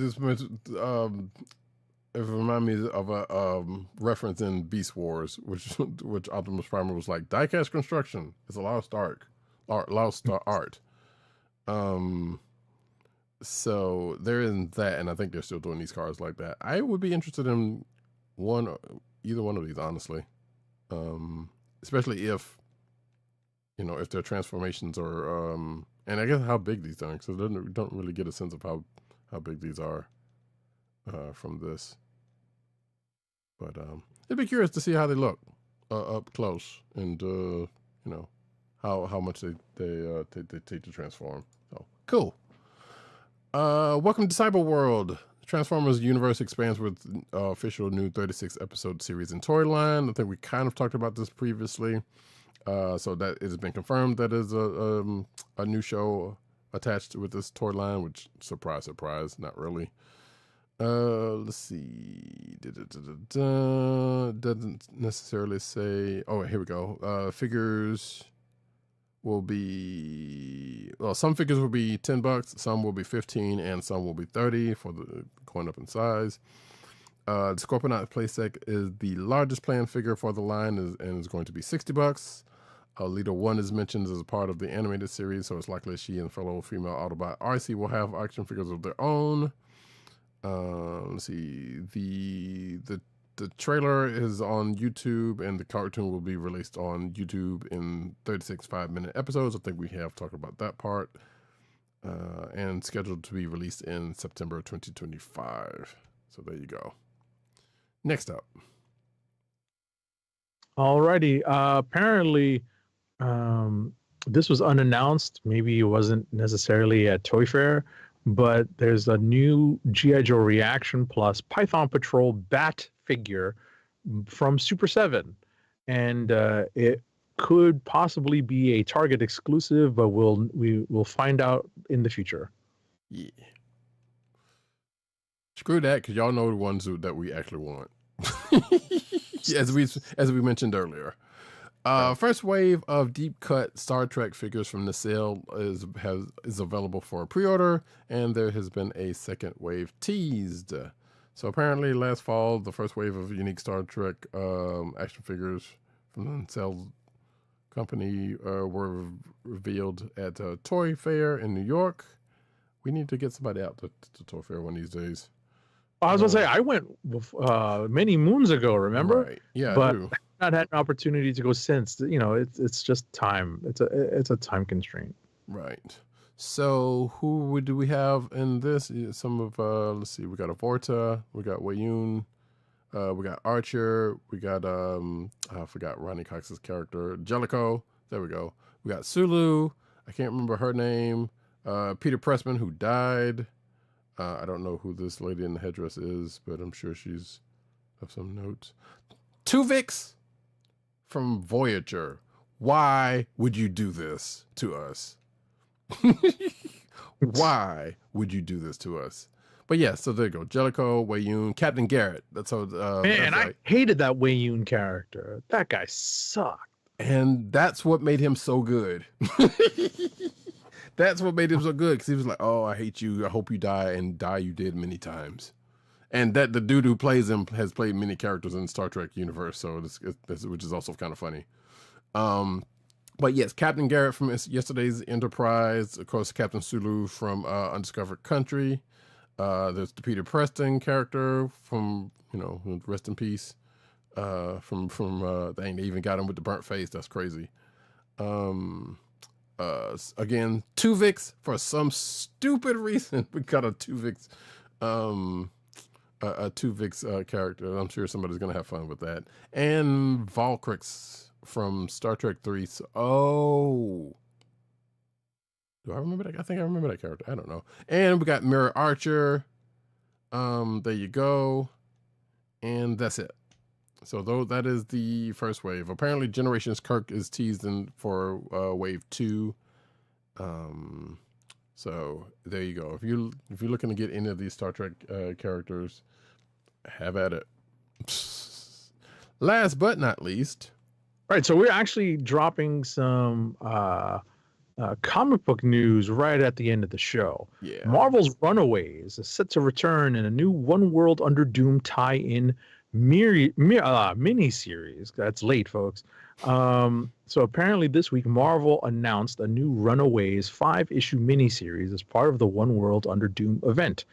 Arriving this June, writer Rainbow Rowell returns and will be joined by artist Elena Casagrande. That's a powerful lineup right there. That's a great creative team. Mm-hmm. The series will feature a new member to join the team, specifically a reprogrammed Doombot that puts the team in the crosshairs of Emperor Doom himself. That's the tie-in. That's how they service the story. That's pretty cool. So it's Avengers AI all over again. Yeah. And yeah, Rainbow Rowell's run on Runaways, so some people say is legendary. I would say great at the very least. Started this whole thing doing the thing. Oh wait, no, that's not because who was the original writer of Runaways? It wasn't. I don't remember. Either way, I know there are people who liked her run on Runaways, so that's cool. Now, yeah, I wanted to throw this in here because I know people love them some Runaways. There was something else I was gonna put in the toy corner, but I think I might save that until next week because it's already late. So that, folks, is the end of the news section. We've got one last ad read. Our last ad read of the night is Keep Our Podcast Free by shopping at Amazon. Visit cspn.us, then click the Keep Our Podcast Free link at the top of the page. From there, scroll down and click on the Amazon link to shop. Purchase items from Amazon as you normally would, whether it's books, music, electronics, jewelry, apparel, or Marvel Legends. For every purchase made on Amazon through our link, remember, through our link, Amazon sends the CSPN a payment that helps us keep the Comic Book Chronicles podcast free for our listeners at no extra cost to you. Amazon.com through CSPN.us. Do it today. All right, folks, that's it. We're out of here. We'll be back next week for more Daredevil, the last episode of Invincible Season 3. All the comic books for next week, surely. All that kind of good jazz. And, of course, whatever news that we managed to find between now and then. So with that, I have been Ridercat. You can find me at Ridercat on Twitter. You can find me at News Nerds Need on News Nerds Need on Twitter. You can find me at Ridercat on Blue Skies and CB Caps on Instagram. Agent_70 on Twitter, Instagram, Blue Sky, and Threads. You could also find this podcast on the Cold Slither Podcast Network. That's ESPN.us. Do it today. Yes. You could also find us on your podcast perusal place of choice, whether it be Apple iTunes, like Apple Podcasts, Spotify, or the Cold Slither Podcast Network SoundCloud page. Make sure to click like, subscribe, and leave us all the positive 5-star reviews, especially on Apple Podcasts, because that helps people find our show. Indeed. And of course, you can find us recording every Thursday night, 9:30 Eastern Standard Time. YouTube.com/TheKliqNation and Twitch.tv/Comic Book Chronicles, of which I do make the promise every week of going to do some streams there. I promise I will put more streams, video game streams on the Twitch channel. I promise it's gonna happen. And yes, Agent 70 is on Blue Sky. He hasn't posted much, if anything, but he is there. Right, I'm there. It's sometimes it's just a placeholder, folks. Indeed. And with that, folks, this has been the Comic Book Chronicles. Peace. Peace. One. My time is up. Peace up to Brooklyn.